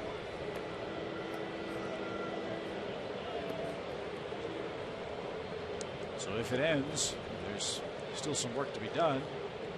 Marco Scudero will have the longest current streak still at 15 games for the Giants. They're in Colorado tonight and winning. Here's Gonzalez. He's flied out 3 times and takes low. Ball 1. And Adam LaRoche on there. Calendar change months, and here comes LaRoche.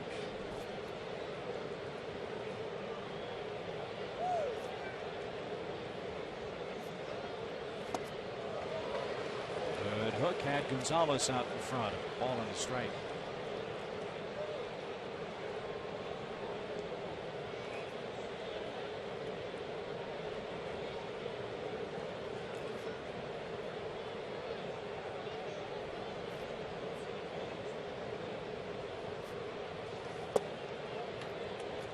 With all the years that he played in San Diego, I wonder if he's always been a really good hitter. When he first signed, he was a good hitter. But I wonder if there is some influence from Tony Gwynn in his approach and the way he goes the other way so much. Yeah, it looks like there could be. You know, there's a little bit of that swing in there. How about a year and a half in Boston peppering the Green Monster too? Yeah, that too. But I think he had that working. I think he was already that kind of hitter when he went there. Good point. Well, it's a good pitch by Avilan right there. That's where you got to get this guy out. He's in. Reese has got that good moving fastball in. Or there. Swing and a miss. Gonzalez had the third highest batting average in the league coming in tonight. The Braves have held him to 0 for 4. Stretch time at Turner Field. It's great to be back home and leading tonight. 6-4.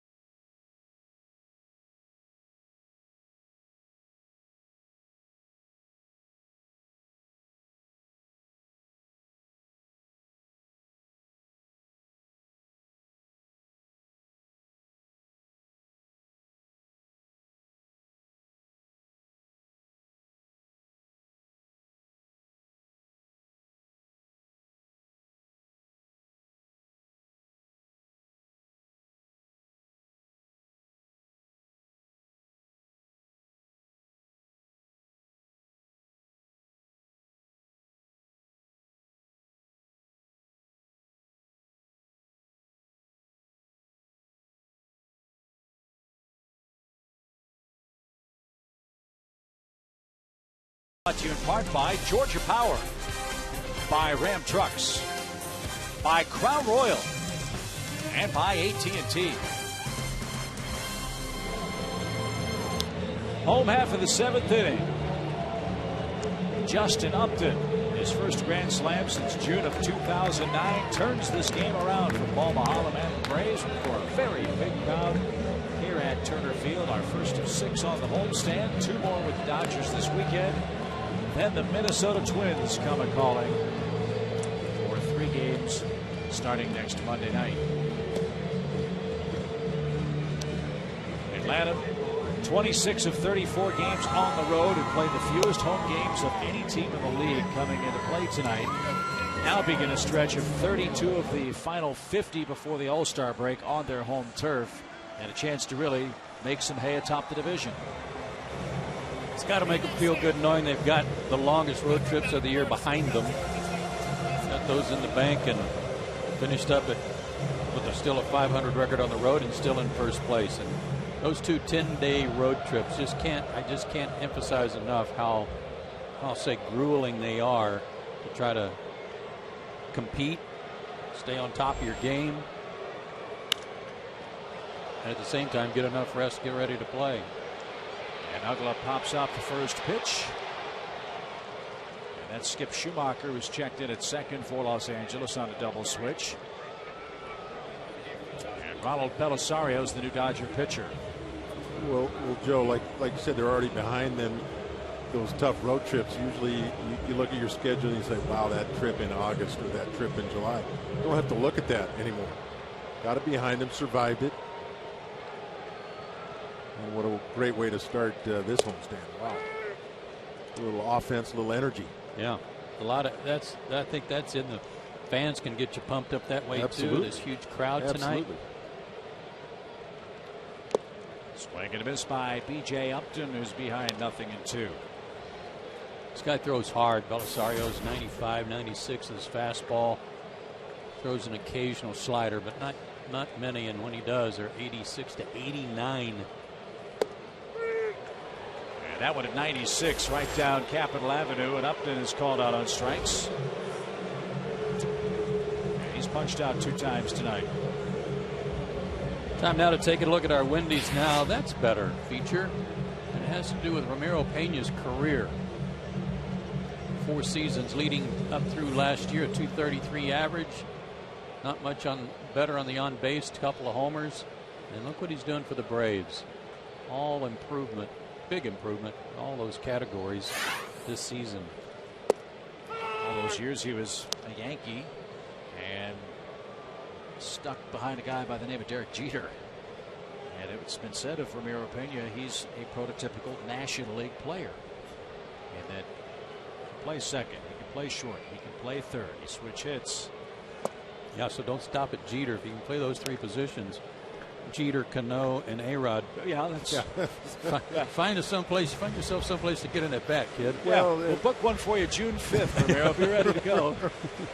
And that's the other thing about the American League, where bench players don't get a lot of at-bats anyway, and then you're playing behind those guys. You might as well forget it. But that's the one, a number of things, whenever the DH does disappear from the National League, that's going to be tough for bench players. I mean, with the double switches and all that you have going on, bench players in the National League can almost, you can kind of plan on, some of them can plan on an at-bat. Almost every 2 out of 3 games, and then you fill in for someone, you get 3 or 4 at bats. I think it's really profited Pena. Pena drops the barrel of the bat on that ball, drives it deep right center field. That's going to bounce up against the fence. He rounds second. He's on his way to third as the Dodgers miss 2 cutoff men.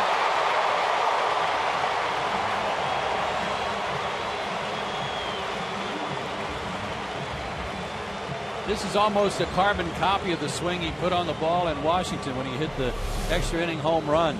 Just dropped the barrel on a fastball. I mean, that was 95 and almost hit it out. Well, and like you said, Chip, this is the reason why the double cutoff was invented, because so many of us outfielders missed the first cutoff guy, so they decided to get a double cutoff guy. Here you get a good look at it, and this is what you don't want to do as an outfielder, miss both of them, and then the throw ends up with no chance of getting the guy at third. But you're right, Chip, that's exactly what happened. Third career triple.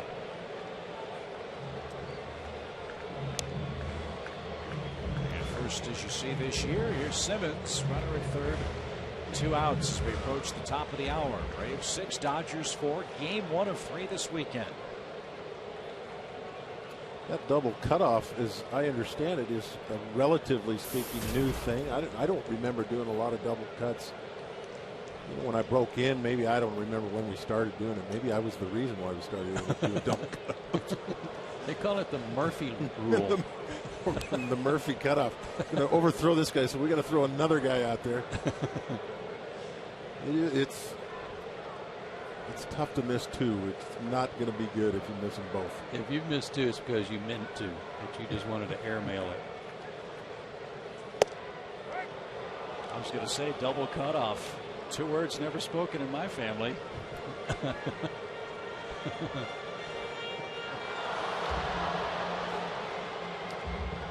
Simmons with a 1-2 count. Belisario trying to keep it at 6-4. And just missed the outside corner. 2-2. Well, you're right, Chip. That's a big run where the Dodgers are concerned. Try to keep them in the game. Middle of their order coming up in the 8th.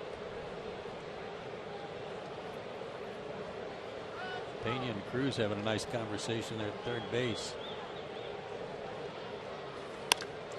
Line drive toward Crawford in left, and he misplays it.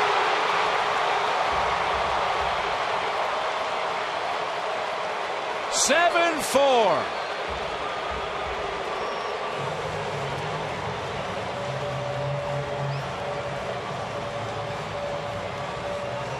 I don't think that was high enough to get in the lights, was it? Good point, Joe. That was the first thing I thought of, but it's such a low line drive.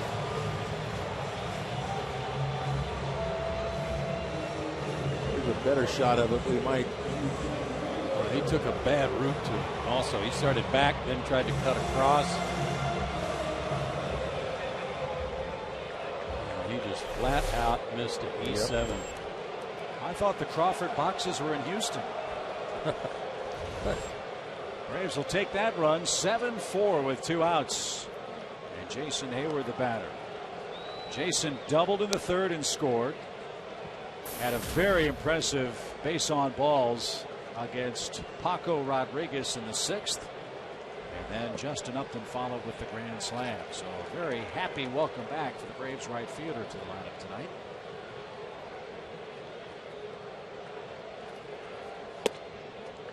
You've heard us talk about this before forever, but if you're an outfielder and you're going after a ball, fly ball or otherwise, and that was a line shot, if you're running on your heels at all, the ball begins to bounce because your head's bouncing, your eyes are bouncing.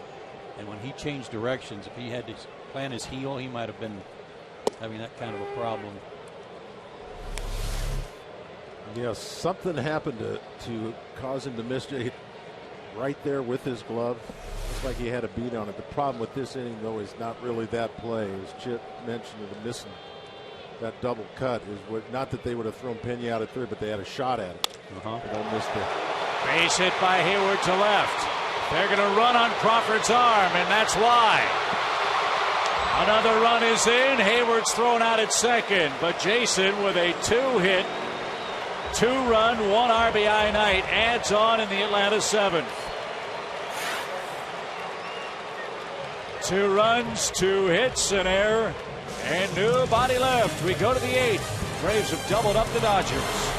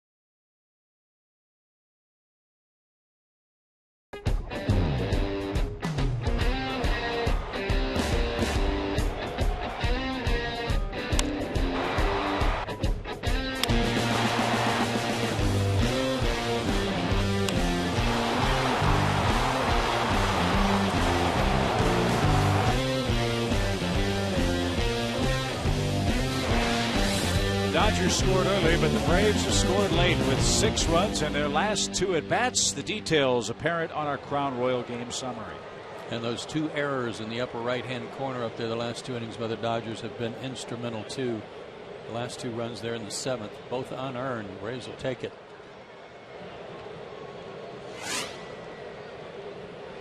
Luis Avilan had a perfect 1-2-3 7th. He'll give way now to Eric O'Flaherty. Dodger 8th inning, and A.J. Ellis takes a strike.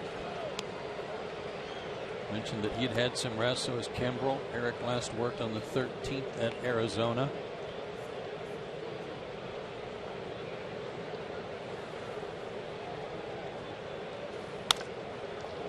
Pena at third, got a friendly hop.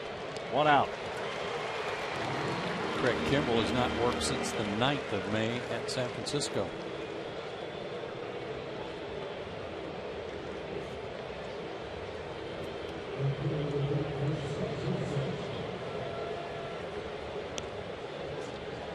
Delta Airlines is a proud sponsor of the Atlanta Braves. 2 long flights tonight, one by the man in the batter's box, Van Slyke, who homered in the 6th. A cross-country voyage for Justin Upton, a grand slam. Turned the game around in the Atlanta 6th.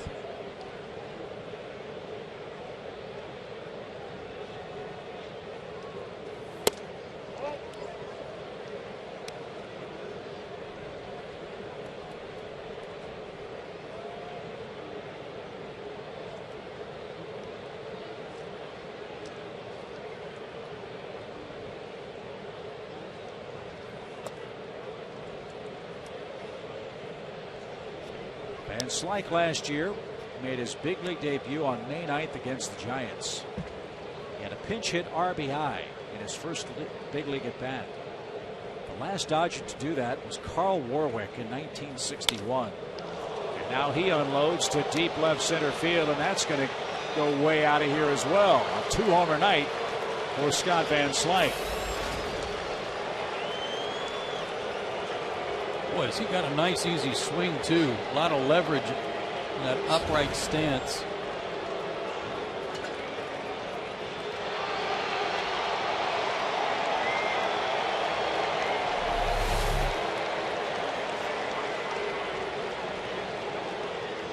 Short follow through too.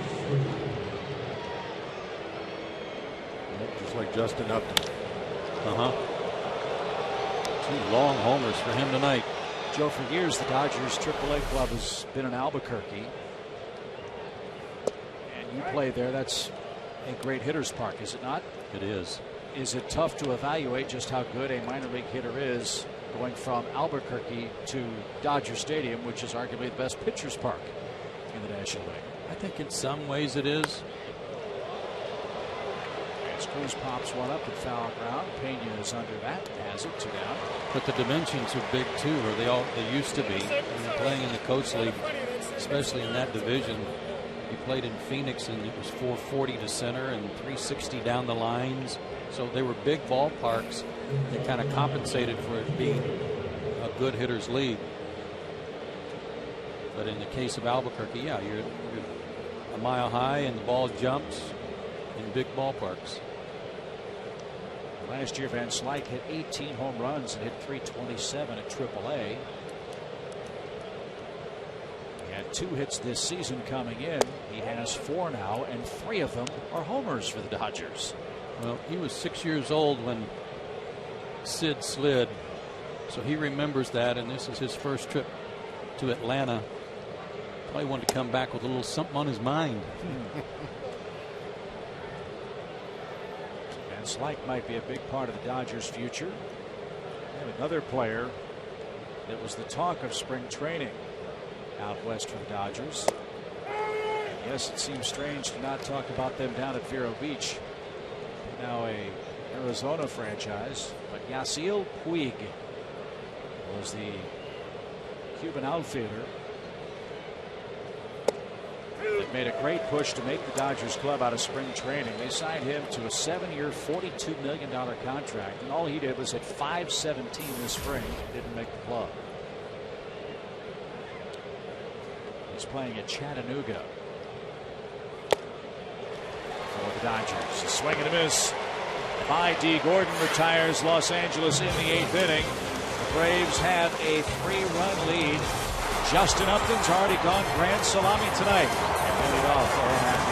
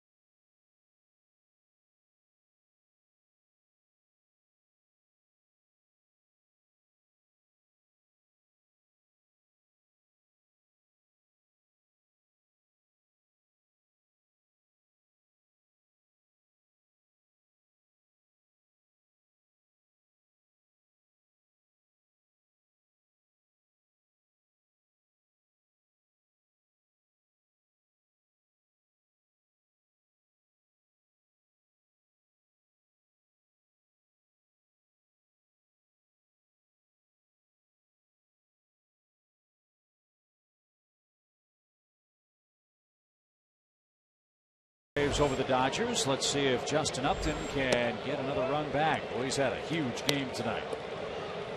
He's been on base a couple of times and he's knocked in 5.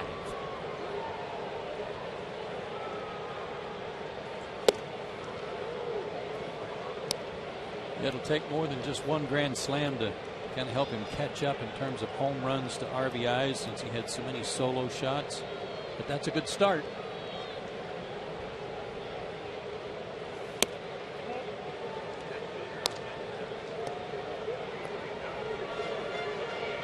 Wow, great crowd tonight.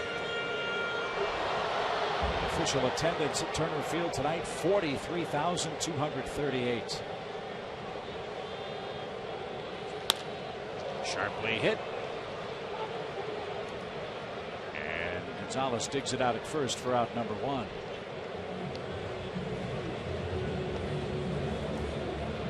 Trivia time. Back to our AT&T Universe trivia question. Name the last starting pitcher to win the Rookie of the Year in the National League. I think we have to think about it until after the pitching change. I don't think it's Mr. Belisario. Know that he's not going to be the answer. We do have another question. Who's the next Dodger relief pitcher? We'll find out in a second.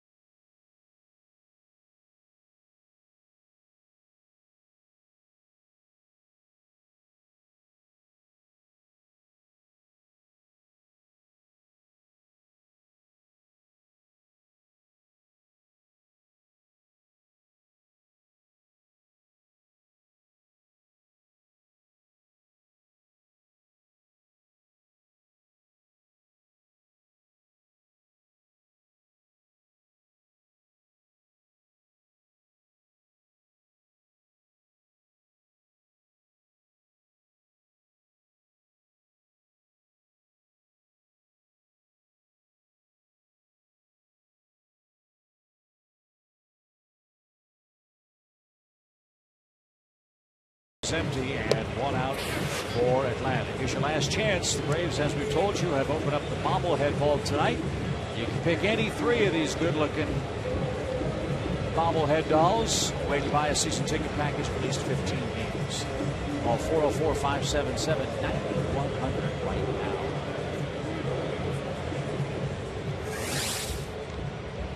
Fifth pitcher of the night and 4th reliever is left-hander J.P. Howell.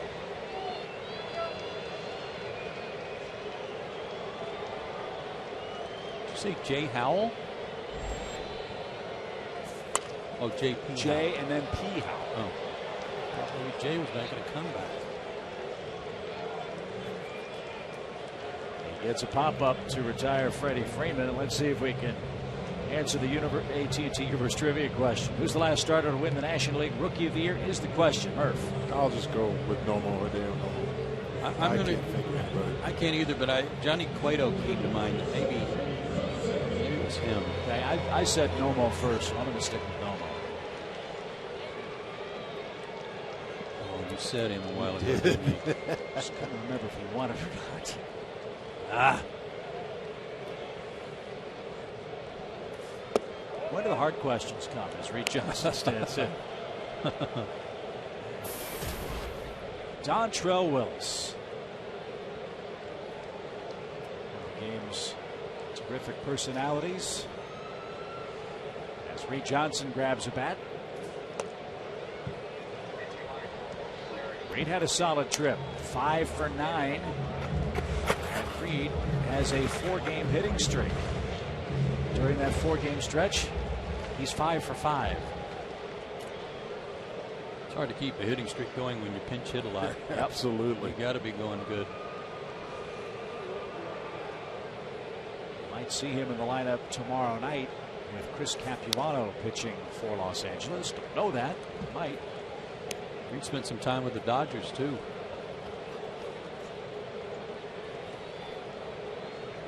Capuano's had pretty good luck against Atlanta. Never lost in this ballpark. He's 2-0 in 6 games, 5 starts here. And an amazing story, and I'm sure a source of inspiration for Johnny Venters, in that Chris Capuano, like Johnny Venters, has had not one now but 2 Tommy John surgeries. So that would be a great source of inspiration. And saw Johnny tonight before the game in the clubhouse, just a day removed from his surgery, and he was in good spirits.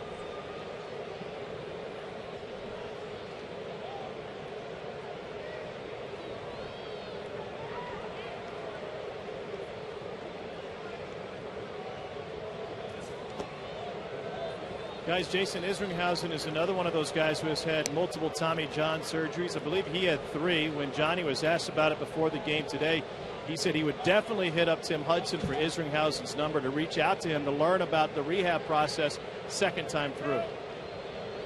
Did I read correctly today that Jose Rijo had that done 5 times? Did you read that? I did. I didn't see that. That's amazing.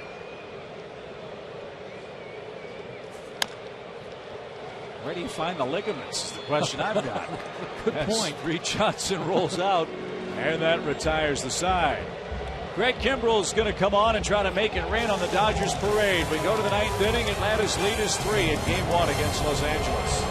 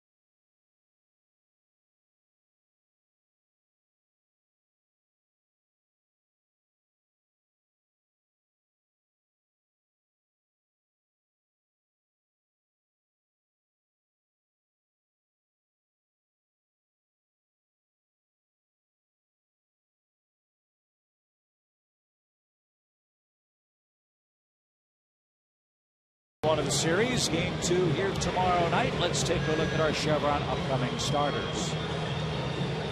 Chris Capuano, as we've said, has had a lot of luck against the Braves, especially here at Turner Field, but not so much luck here at the beginning of the season for LA. And Chris Medlin has been a tough luck guy. 1-5, certainly ought to have at least 2, if not 3 wins under his belt. Hopefully he can get back in the win column here at home tomorrow night. So Craig Kimbrell has the bottom part of the Dodgers order first. And it begins with Skip Schumacher, the former Cardinal. What umbrella we saw? That's not the umbrella I would expect to see those guys carrying in the ball.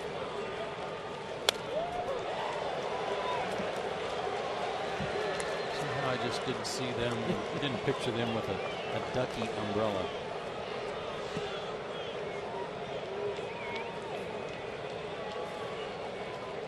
Craig very well rested. Earned a save in his last appearance May 9th. And he's way ahead of Schumacher. No balls, 2 strikes.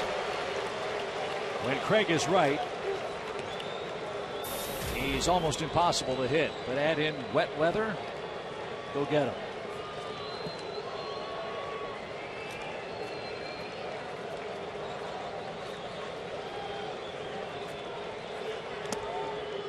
One ball, 2 strikes.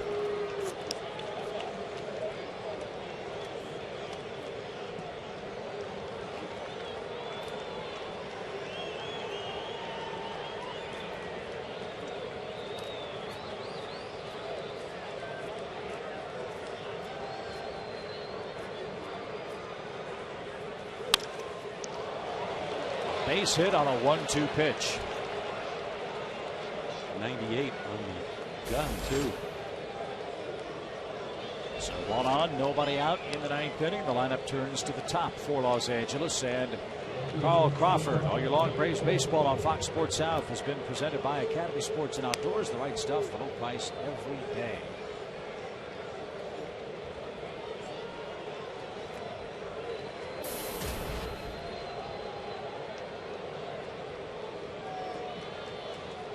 Crawford's driven 1 in, but he's also let 1 in and left. Fouled straight back, strike 1. You might remember Carl Crawford and Michael Bourne were teammates in high school, I'll say, down in Houston. Summer ball.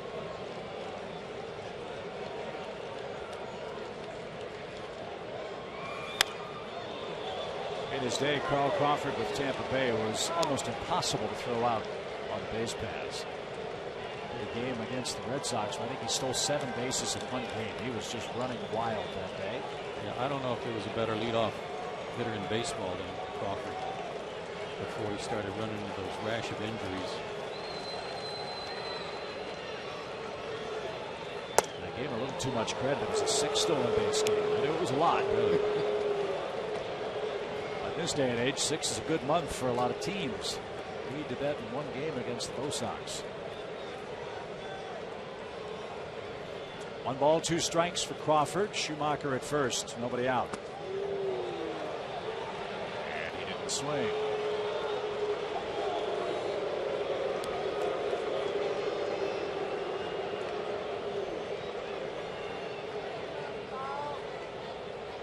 A couple of good breaking balls, though, that he's kept down. Like shoe top high. One that Schumacher swung at, and one that Crawford just took. That was an explosive breaking ball, and Crawford swung and missed. 1 out. And that's that pitch there that left-handers just do not know what to do with. It's such a late breaker, too, Dale. It starts on the inside part of the plate and then just dives to the back foot. They start to swing, and then it's gone. Andre Ethier grabs a bat. He'll hit in the 9th.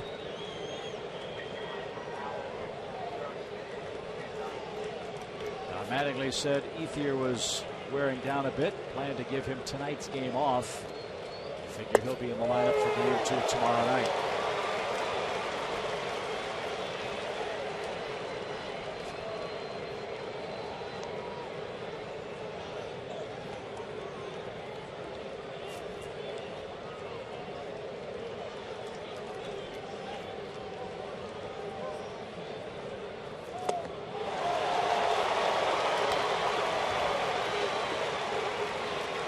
.7-mile-an-hour slider there, or curveball as Craig calls it.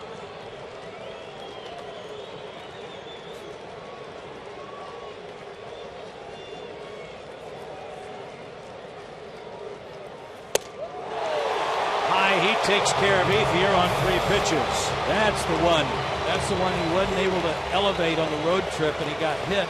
That time he got it above the hands, let her high, threw it right by him. Elevated it when he wanted to, you know. He did it on demand there. I remember watching the game, Joe, where they hit a couple home runs off, and you had mentioned, yeah, it was 97, 98, but it's low. All you got to do is drop the head. You got to be able to throw low and elevate it. And that's what he has done so well. You mix in that curveball too. Tough at bat for Andre Ethier after planning on getting a day off today. Runner at first goes, and Kemp takes inside. Ball 1.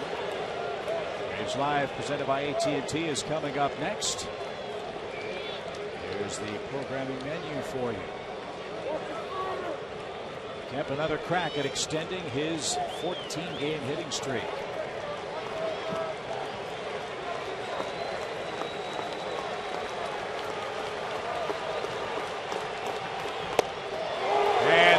Evens the count. Rest has been good for Craig's velocity too. He's been sitting 97, 98 tonight.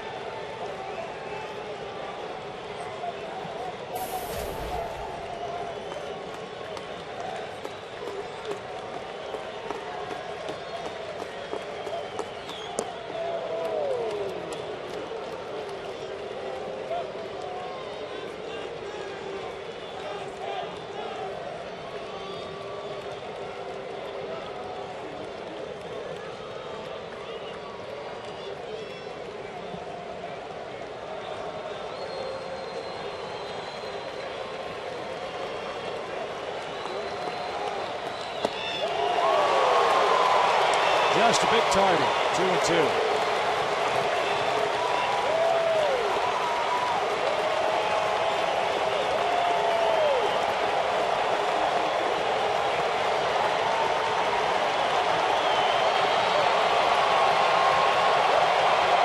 Rain is really coming down now.